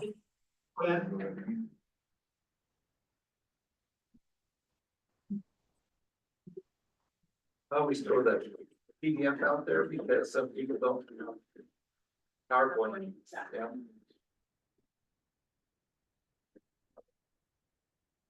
People love that PowerPoint. I know, it's like the dark ages.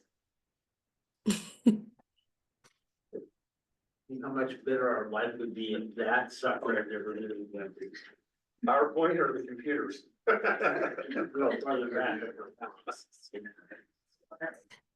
Emily, do you have that pulled up on your computer? Are you online as well?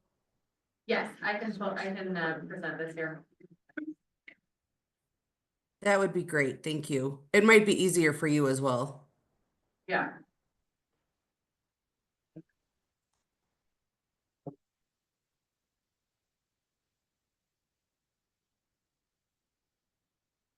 Well, for anyone who doesn't know me, I am Holly Kirkpatrick, the Public Information and External Affairs Manager for the Upper Yampa Water Conservancy District. The Roundtable has granted a couple of awards to the Conservancy District for specific projects over the years. And we just wanted to come to you tonight to give a little update on those projects. We're going to start with the Diversion Infrastructure Improvement Project. So this is actually a very old grant. Back in November of 2019, the roundtable approved a grant award of $100,000 to start a grant fund to be administered through the Upper Yampa Water Conservancy District. So at the time, $100,000 of WSRF funds were put into this grant pool, and $100,000 from Upper Yampa Water Conservancy District were put into this pool for a total of $200,000. We had anticipated that we would blow through that $200,000 pretty quickly. When you look back at the timing of orders that went out from the Division of Water Resources to install head gates and measuring devices that brought those diversions into compliance with the Division of Water Resources, those notices were sent out at the same time that the roundtable approved this funding in November of 2019. Fast forward 5 years, we've gone through a lengthy measurement rules rulemaking process. And those measurement rules were finalized in January of 2024. And now water use 18 months from the date that those were signed to bring their structures into compliance. So we didn't really see the interest in this grant program that we had initially thought would happen when this program started in May of 2020. We again had a pretty slow start to this. And the way that we set up this grant program, we offered a really simple one-page application, tried to minimize the paperwork to incentivize folks to install measuring devices and new head gates if they needed them to meet those compliance orders. It was a really simple one-page application and a submission of receipts. The eligibility requirements were simply that the structure was located within the Upper Yampa Water Conservancy District boundaries and that the installation happened at the point of diversion. With those simple eligibility requirements and a one-page application and all of the receipts for the project, you could get a 50% reimbursement up to $5,000. And then for larger, more costly projects like the installation of head gates, we had a tier 2 grant available that would reimburse up to, or 25% up to $50,000 for some of those larger projects. Can we move to the next slide, please? So, after the measurement rules rulemaking process and those rules being signed in January, we are starting to see an increase in interest. But again, we did not anticipate that it would take almost 5 years to disperse all of these funds. These funds will expire in May of 2025. So we are kind of nearing the end of life of this grant cycle. So far, we have spent a little over $161,000 for nearly 40 projects. And we have just over $38,000 remaining. And again, those funds are set to expire in May of 2025. The CWCB WSRF grant fund process does not allow for another extension. However, I can say that we have seen a lot of increased interest this year. Upper Yampa attended all of the measurement rules, rulemaking workshops that were hosted by the Division of Water Resources and a number of our own water user meetings where, we let people know that this money is out there, and really trying to encourage folks to use this while it's still available. I do have a couple of applications that we've received. since putting this together, those funds haven't been dispersed, so you don't see them listed here. But I do anticipate a few more applications coming in, but I wanted to let all of you know, if you have friends or neighbors that need to install a measuring device or head gate, please send them our way. Or if you know someone who maybe did that this summer, in anticipation of the possibility of having their head gate shut off next June.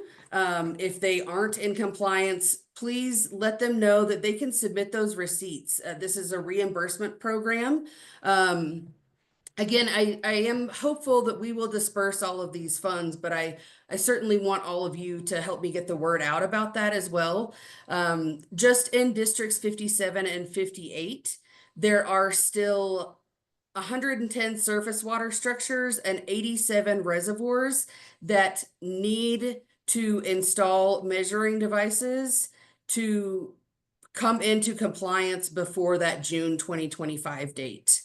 Again, it's a really simple one-page application, and I've provided a QR code there if you want to go check that out on our website. And if you have any questions about that, please feel free to give me a call. You can also look at all of the disbursements. I know that hopefully you all can see this there in the room, but if you have any questions about these disbursements, those are always provided in our Upper Yampa Water Conservancy District Board packets as well, at each of our meetings. So you can always go take a look at those if you're interested. And again, please feel free to give me a call or your friends or neighbors my way if you know someone who installed a head gate or measuring device this year.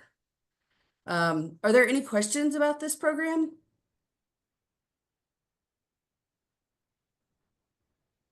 Your drop dead dates in May then, Holly? Yes, it's May 1st. It's May 1st, actually. Okay. Yeah. Hey, Callie? Steve, if I could add, Holly, this is Callie. You might remember I called you several years ago, shortly after you got started with this. Mm-hmm. We were considering doing it in the White River too, through the Conservation District. And Mm-hmm. at the time, when I asked Craig Gaboo, was that his name that was Gaboo?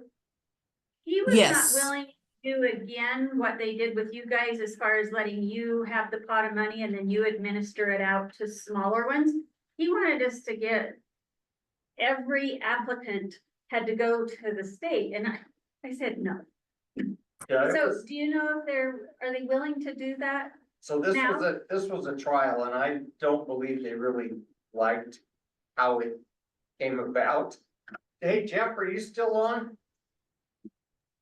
Yeah, I'm still here.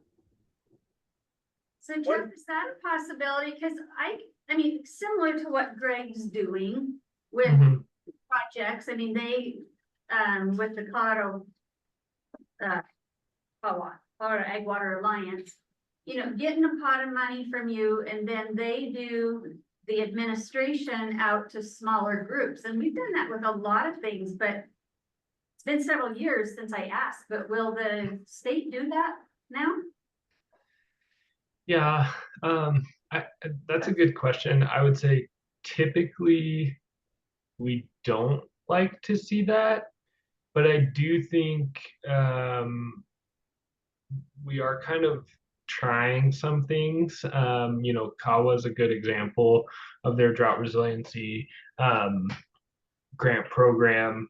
And I think for some of those like smaller entities where smaller grants are more common, where those numbers wouldn't really qualify or really wouldn't be worth the paperwork and the you know time it takes to apply to CWCB directly and then administer those. I think there is potential for that. It's probably on a case by case basis. But we do, I mean, Kawa's a good example. There are examples of folks doing that through the PEPO grant work as well, in terms of granting smaller amounts of money to smaller entities to do some stuff. So I wouldn't say it's a hard no, Callie. I definitely would be willing to, set up a meeting with you and and some other CWCB staff too, if there's something that you're thinking of, or if you want to revisit that project that Craig said no to. Sometimes, Well, thank you. sometimes, And I'm yeah. sorry, Polly, I didn't mean to take it away from your project, but I thought what you were doing was such a good idea. And I was and I get it, it's frustrating you don't have more applications, but I just think that's the way to go, because landowners get really frustrated with having to wait 6 months to a year for their money. And so if if an entity has that money sitting there available and you hold them accountable for making sure it's going to the right things, it only makes sense to me that you do that, but. I agree with Kelly. Yeah, I also And think the you, contracting documents with the state are a challenge as well. So yeah, happy to entertain a conversation to yeah, sorry, Holly, to take away here, but I do think this is a good no, discussion no and problem. I mean, I happy to think chat those are more about great it. points. As you can see on this disbursement list here, we have a number of applications where we paid out, under $1,000 or under $2,000. And I think landowners aren't going to put in the legwork of filling out a multiple page application or getting letters of support, etc., to get that amount of money. But, in the end, even those small amounts really make a difference to those landowners. Yeah, 5,000 is about our floor, so that's great. Sorry, Steve. That's all right. We have one more hand up. There's hands up online though. There's hands up online. I don't know if we can move away, but there's hands up online. Are you guys gonna be quick? T-Right, you're never quick. I'm always quick, Steve. T-Right's went down. Aaron, what do you got? Oh, I was just gonna mention again, I know Jeff mentioned it earlier, but there is the potential for funding for divisions 4, 5, 6, and 7 for the installation of head gates and measuring devices. And I know Jeff just briefly touched on that earlier. And Jeff, I don't know if you want to kind of repeat what you said earlier, but that money, that pot of money that will be available and hopefully will be available this spring, Jeff, again, you probably know more about that funding than I do. But that funding would be available to anybody. When I say in Division 6, I do believe it has to be within the Colorado River Basin. It would not include the North Platte, but just a reminder there of what Jeff mentioned earlier tonight. Yeah, I'll expand on. Go Do you have ahead. anything you can send us on that? Yeah, we're still kind of working out the details. I do know that money is going to be administered through the CWCB through a sub-award from UCRC. And then the plan right now is to put out an RFP for an engineering consultant for those projects, and then stand up basically another competitive program, like a grant program through CWCB in 2025. Not exactly sure when that's going to be or what the, particulars are, but I can share more information as we figure that out. But I do think, spring is probably what we're shooting for there. Okay, thanks, Jeff. Emily, your time is short. Okay, I will shorten my time here. Okay, like Holly said, we had.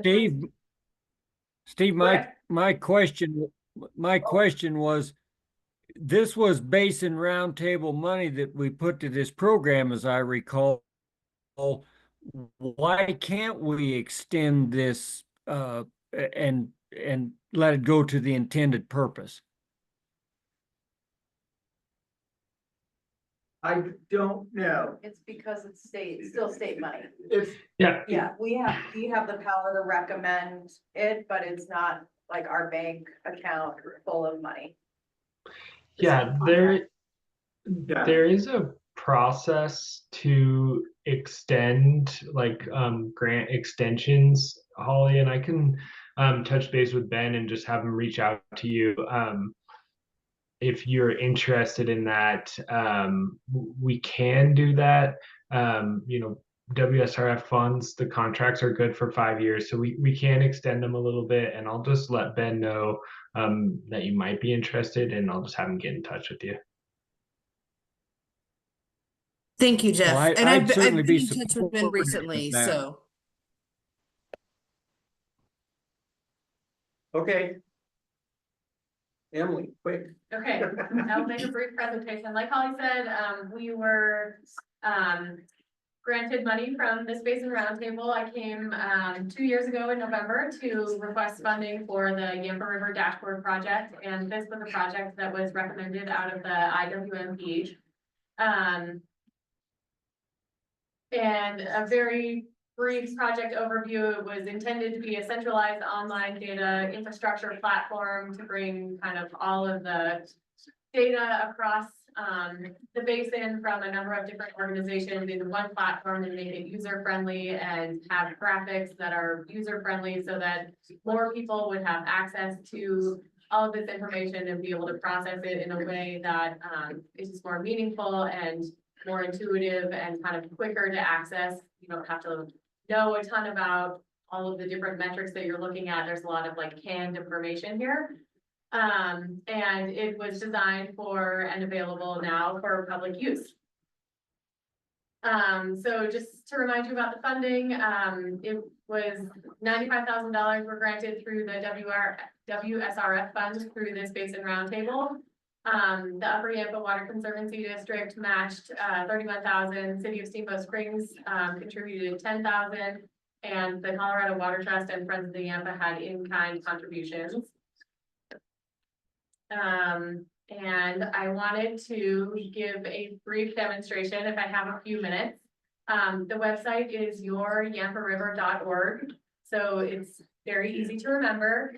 You can use that QR code to access that, which I think is on our website and will be posted elsewhere in the Yampa River Basin, and Holly can tell you more about that if we probably don't have time for that. So we're going to cut to the dashboard brief presentation. So I will just give a very high level overview of this. It is a really cool website. I am definitely partial to it, but I encourage everybody to like go out and check it out.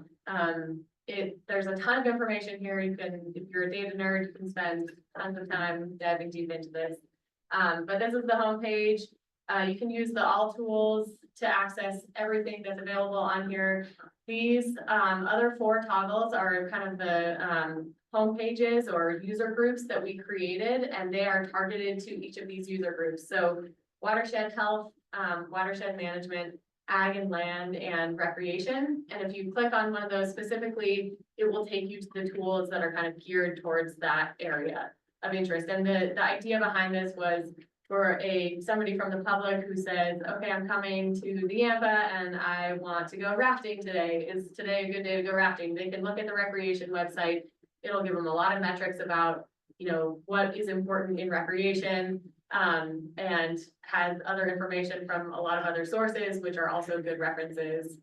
And you can scroll down here and there's a lot more information. Sorry, my computer is freezing a little bit, but you can also access those same 4 areas here with these cards. So if I just go back up to the top and I go to this all tools, I'll just show you maybe 2 of these if I have time to do 2. Steve, cut me off if I've gone over my time. This is kind of the map viewer, and this is a good place to see all of the locations that we're bringing in information from. Like I said, there's tons of ways to get to the same place, but you can toggle on and off a lot of different ways. So location types, you can turn data sources off by location type. You can turn things on and off by organization that the data is coming from. And then within the map, there are several different layers of things that you can turn on and off. And if you kind of scroll into an area, let's say we want to go in towards Hayden and we want to see, you know, what something here is showing us. This is a water quality sampling location at Carpenter Ranch. You can access the water quality map here, and if we go, I won't do this tonight, because there's tons of information in the water quality site, but if you are interested in learning more about water quality and the sampling that's been done, you can select, you can toggle on and off by nutrients. You can toggle on and off by the number of samples that have been done. You can look at the period of record going back to, I think we went all the way back to 2012. So it's a really powerful database to be able to bring all of this information into one platform and kind of look at those data sources against each other. I will just show you one other tool. And then, move on. This year-over-year comparison tool, this is one of the kind of canned graphics that I was talking about. And like I said, there's a lot of these, so I encourage you to go have a look at the website, but you can select a basin by region. And that brings together a number of data sets from that region. And like this is looking at daily stream flow. You can turn these on and off. So you can look at the historical min, the historical average max. You can add years. So you could look at, you can turn all of these on, 2014 to 2024, and then you can compare years. You can do that for stream flow. You can do it for daily water temperatures, snow depths, SWEED, soil moisture. So as you can see, there's a lot of stuff here. And I encourage you to play around with it. I won't spend too much more time unless anybody has any questions. This is kind of what we're calling phase one of this project, and we've pulled in as much information as we can. We had stakeholder meetings and really good participation from a lot of people in each of these different work groups. We will continue to maintain this platform for the next several years. We've worked with Leonard Rice, they're the consulting firm that built this tool, and they'll continue to support this dashboard over the next several years through the Upper Yampa Water Conservancy District. We do anticipate potentially looking at another phase of this to continue to build it out. There's a lot more that can be done. I know YBSC and UCSD just had a presentation yesterday, and there's a lot of interest in soil moisture from that group. I know there are other tools that the stakeholder group had talked about in the development of this that we just didn't get to because it wasn't a top priority or it would take more funding. So there's a potential to continue to build this out and yeah, keep using it, keep getting people's input. And if you get in there and you have ideas, feel free to reach out to me. My information is on here. And yeah, anybody have any questions? Might have time for one. And it's a short one, I promise. It's really a yes or no. Follow-ups, yeah. Yeah, really. So I really like it. My question is, have you guys run into the whole ADA compliance issue on special districts? Yeah, And what are you doing to deal with that? That is a great question. We have not, we are just doing, and Holly can maybe speak more to this, which won't be a short conversation. We are working on figuring out what that looks like right now with our own website through the Upper Yampa Water Conservancy District. And then I think we need to figure out how that applies to this dashboard. So the short answer is not yet. Okay, I'd love to visit with you before we leave tonight. Okay. Because I want to know what it's costing all of our local governments to deal with this. Okay. I could give you that information. It is Please do. intense. Please do. Thanks. But this website is awesome, Yeah. Hannah, and really, I mean, you know, you see a lot of like dashboard goes, and you're like, oh, it really, you don't have to go to all the different websites that you used to have to go to for things. It's all in one spot, so. It's cool. Yeah, I was just looking at it, it's way cool. Yeah, great. And it should be mobile friendly. So if people are, that was another intention when we designed with the. How many times you're in a meeting and you need that question answered, and it's right here. And so how much money total was this? It was $139,000 total. You sent, Sally, you sent that link around to the membership at one point, didn't you? Yep, it's on our homepage also, the dashboard. Okay. All right, well, thanks, Emily. It's a great tool. I'm a data nerd and there's more there than I'm ever gonna be able to look at. So any questions for Emily or should we move along? Aaron? Thanks for providing everybody that service. Yes. Airline? Yeah, thank you, Steve. Just a few things. I'll be brief. First of all, I do want to give you an update on the Bear River telemetry project. We do have 8 new structures now. When I say structures, telemetry equipment installed on various ditches. So now we're up to a total of 13 ditches that have the telemetry installed. I think we're looking at probably the next set of 8. I think that's all we have left is 8 to install. That'll probably occur late next summer once flows have receded and dropped some. So we're hoping, I think, to get all of them done this year, but we had some problems getting our technicians up to get everything installed, but we're still excited that we were able to get 8 more installed. All that data, I think in the past we've shown you on our website how you can go in and find all that data. So it's all available on our website. As far as other Bear River news, I mentioned in our last meeting 2 months ago that Mindy Figueroa had moved on, and so she's no longer with the Division of Water Resources. We have filled her position.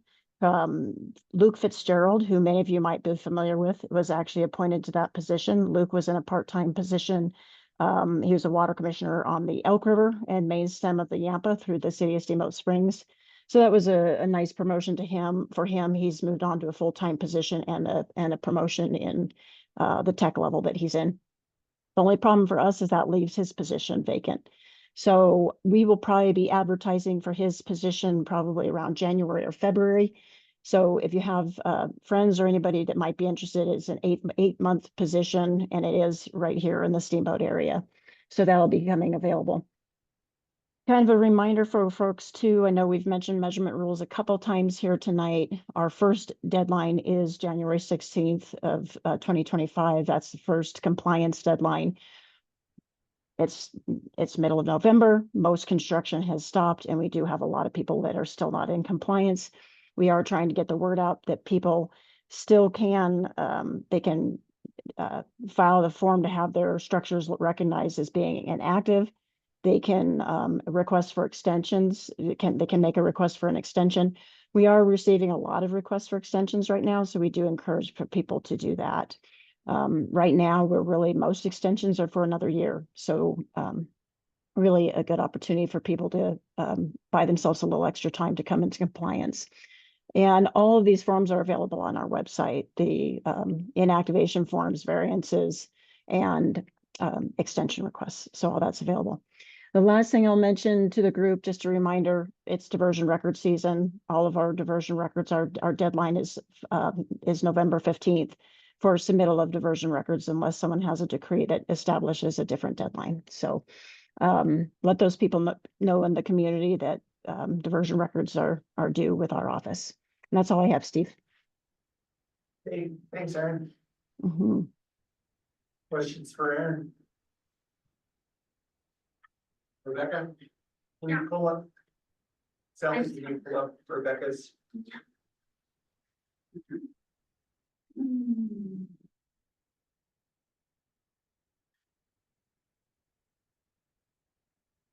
Well, first, just want to tell the Basin Roundtable, thank you so much for the letter of support that you guys approved at the last meeting for the River District for our B2E application for Shoshone. We are sending that in, I think hopefully by the end of this week. I know that's a pretty big application for anybody who's applied to a federal grant knows that that's extensive. But we have a lot of letters of support, and we are feeling very, very grateful to all of the West Slope parties that we work with, including the White Green Basin Roundtable for those letters of support. So thank you for that. Very heartfelt, thank you.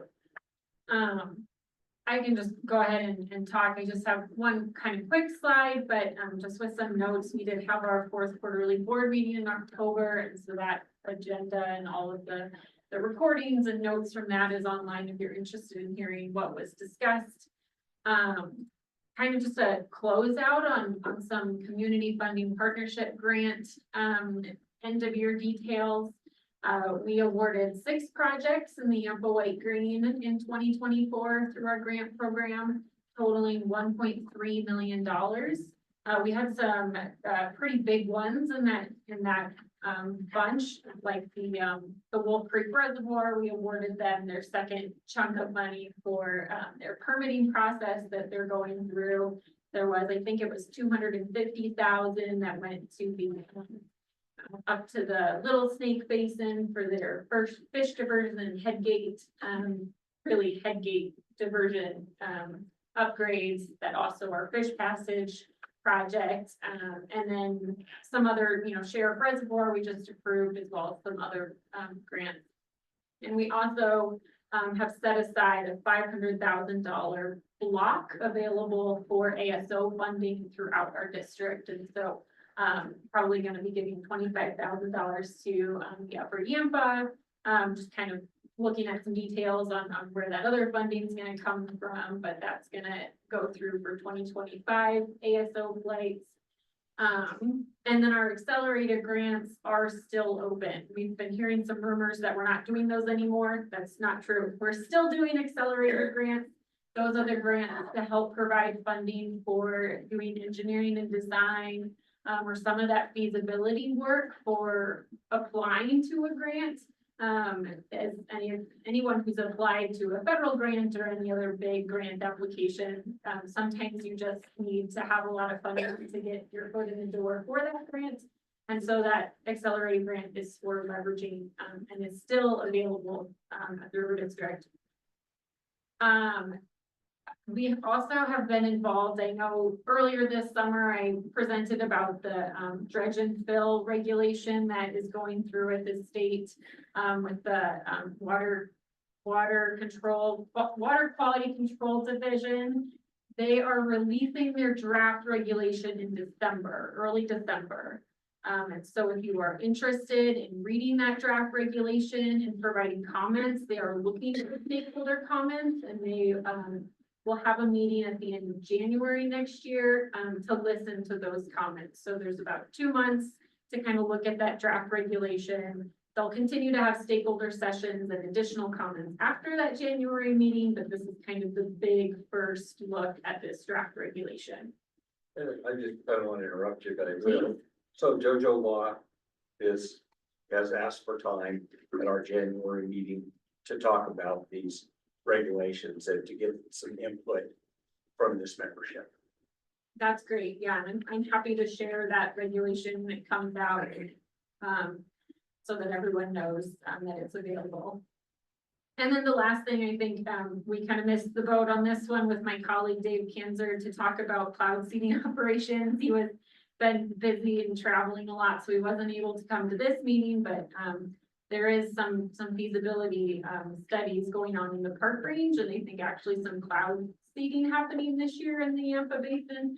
I don't know a lot about it, but just wanted to throw that out there. And if that's still of interest to the Basin Roundtable, I think he'd be happy to come in the future and talk more about that. He's much more in the details on that and give more information. That's what we've been up to. Happy to take questions.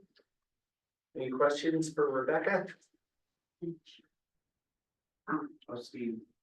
Oh, yeah. Yeah, for the accelerator grant, have you all, how open are you to the idea of using your funding to pay for design so people can apply for it? I don't know. You'd have to talk to Melissa on that one. Yeah. That's just something. When I have people from NRCS calling me to ask if we're to find money for design, it's becoming an issue.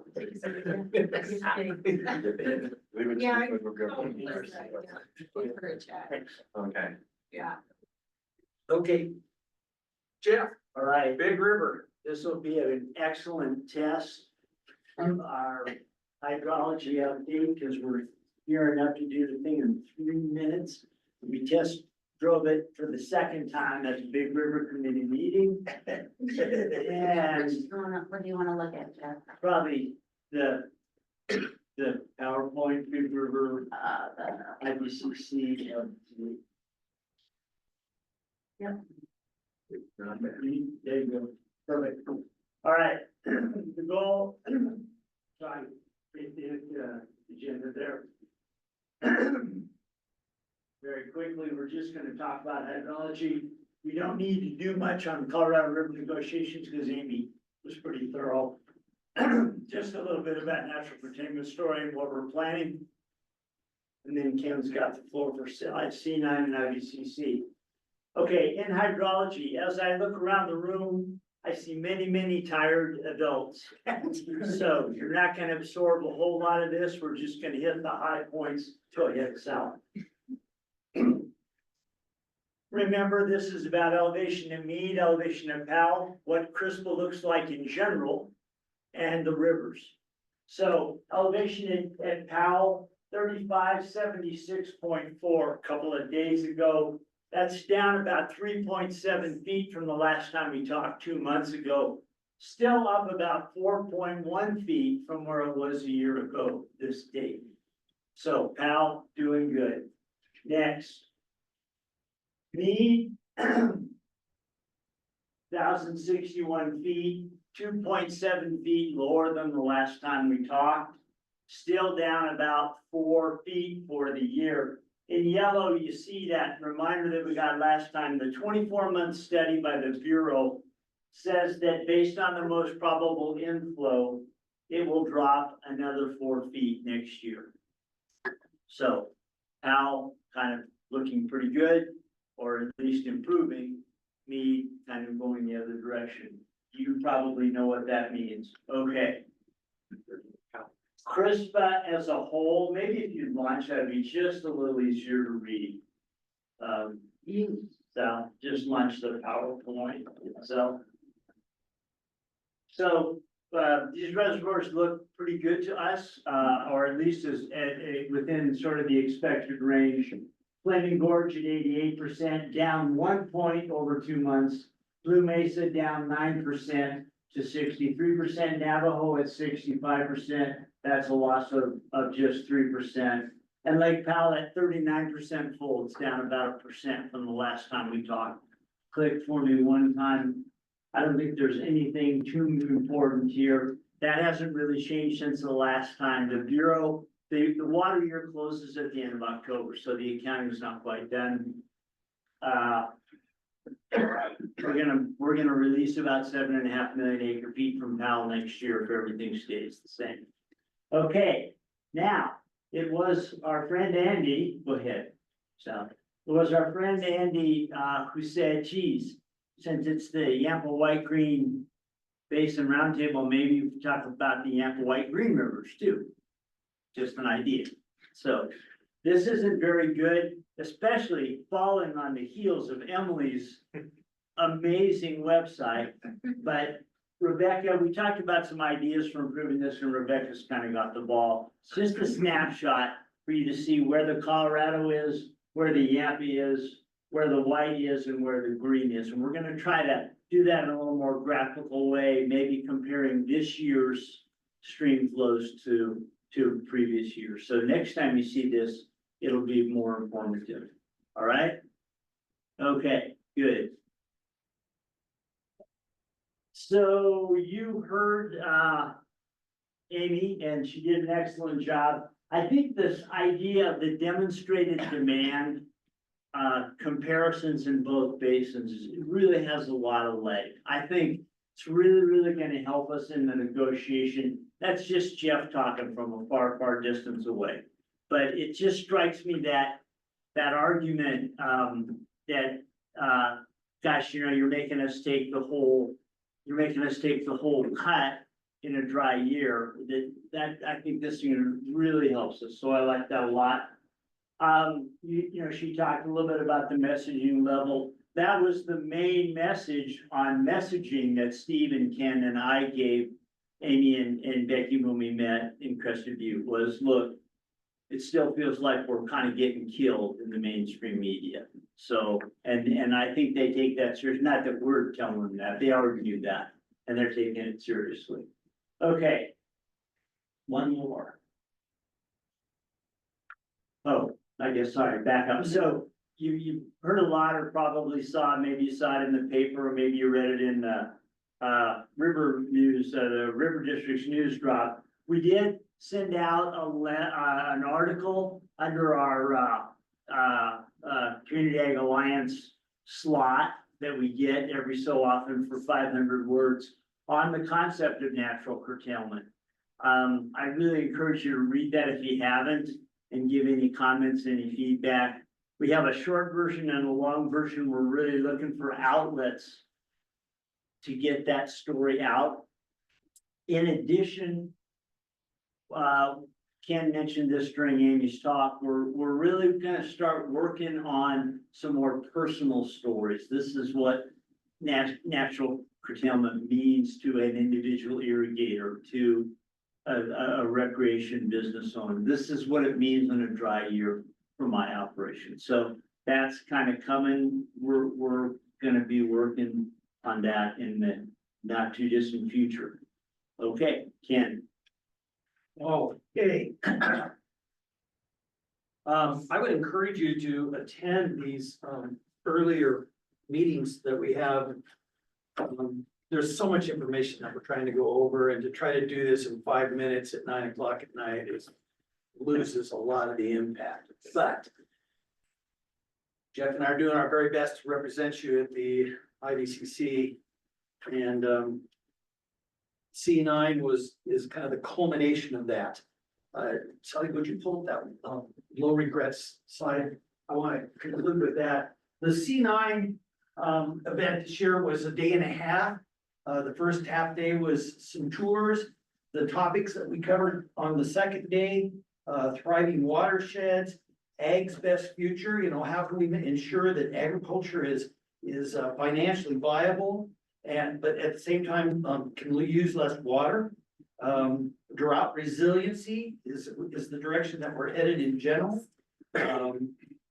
We had some breakout sessions talking about how to work more effectively to prevent wildfires in the forest.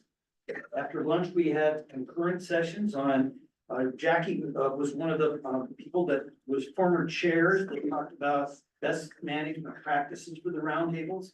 There was also a breakout or a concurrent session on the next generation of young water leaders, and another one on turf replacement. Better conversations on water policy was the next topic. That turned out to be a pretty racy one, because we broached the subject of should roundtables be talking about policy. Well, I'm pretty sure I know what the answer is, and we will, even though we're being told that needs to be discreet. I think it's a very healthy discussion for us, and it's actually really important.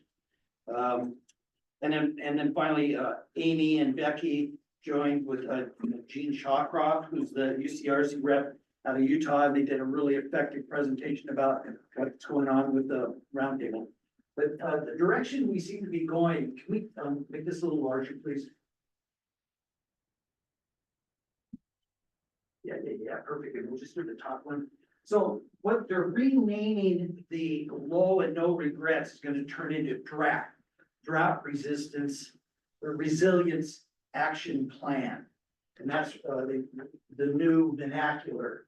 And it's the number one thing that came out of the exit surveys from the C9 was that this is what everybody kind of, and this was also out of the IVCC.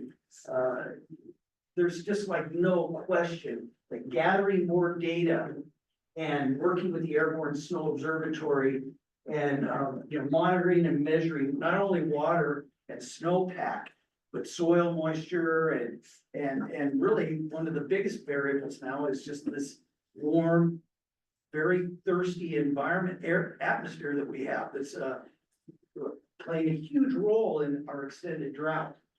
So if you'll move up to the second slide, it talks about the these are the strategies that we want to use, analyzing possible efficiencies and geographic focus for the Airborne Snow Observatory, and is there a nexus between doing, we know that when you do weather modification, that ground-based is not nearly as effective as airborne.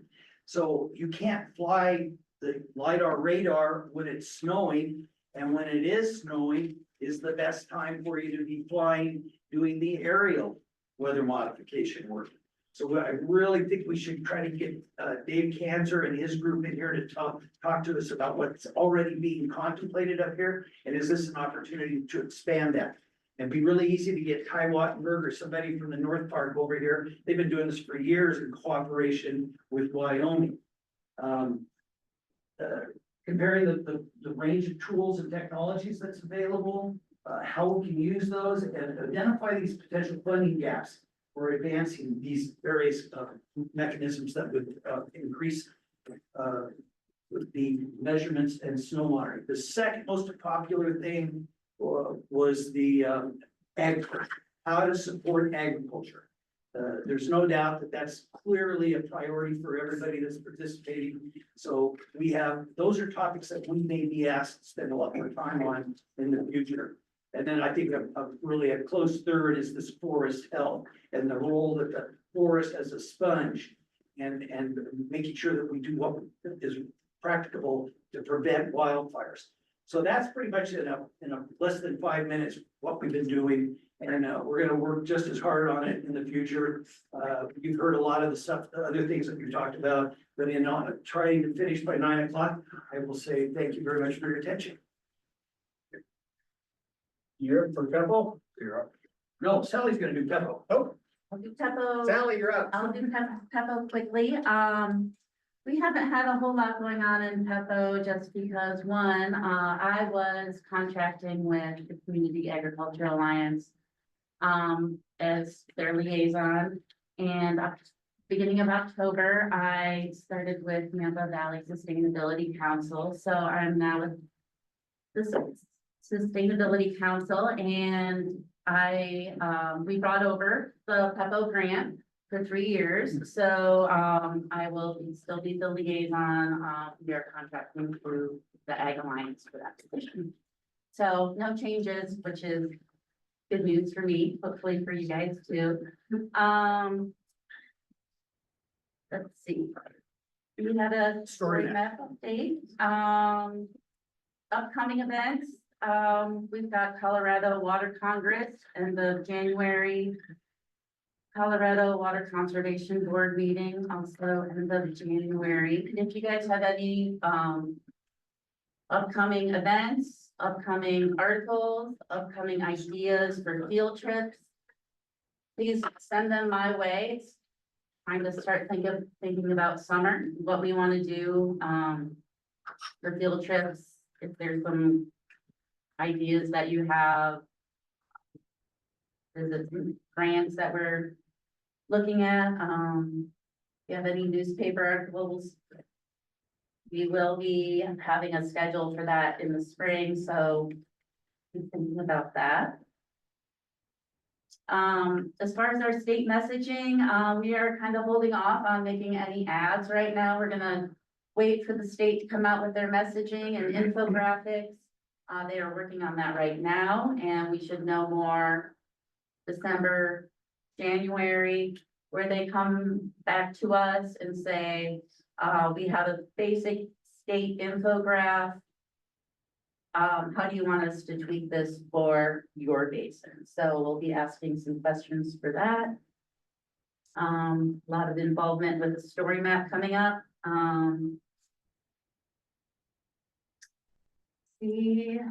but we passed, we accepted the first phase of the story map at the meeting today. Was an actual vote. Kristen gave a story map update, and we are going to, look for, start the second phase, looking for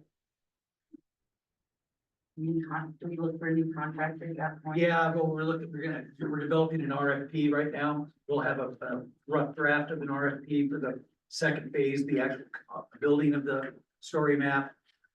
in January for comment and critique, so that'd be a good reason to show up at Pepco if you're interested in. It's a really important tool that is being developed. And then we should have a final proposal for an RFP for approval at the March meeting.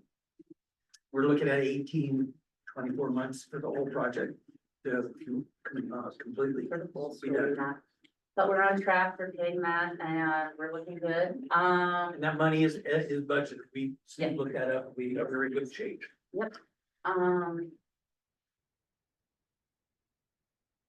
The good news is Sally got a permanent position with the Sustainability Council and is still our Pepco liaison. So that's about it from Peppo. So we're just gonna take a little break on advertising and thinking about it, but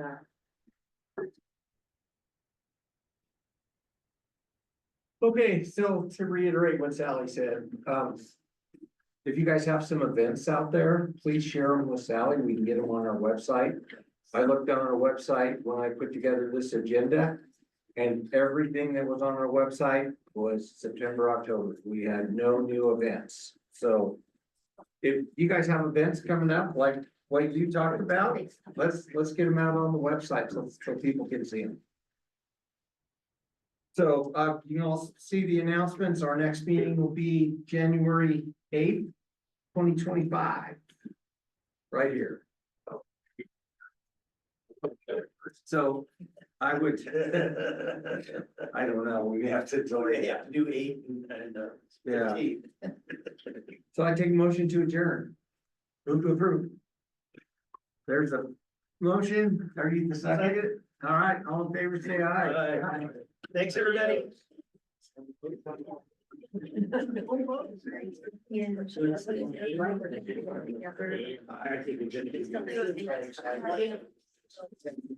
Is that Vegas? Yeah.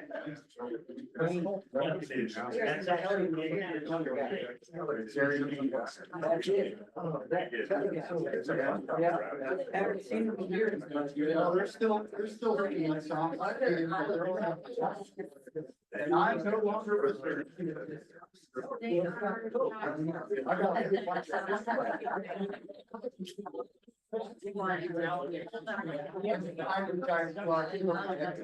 Yeah, there's one out there.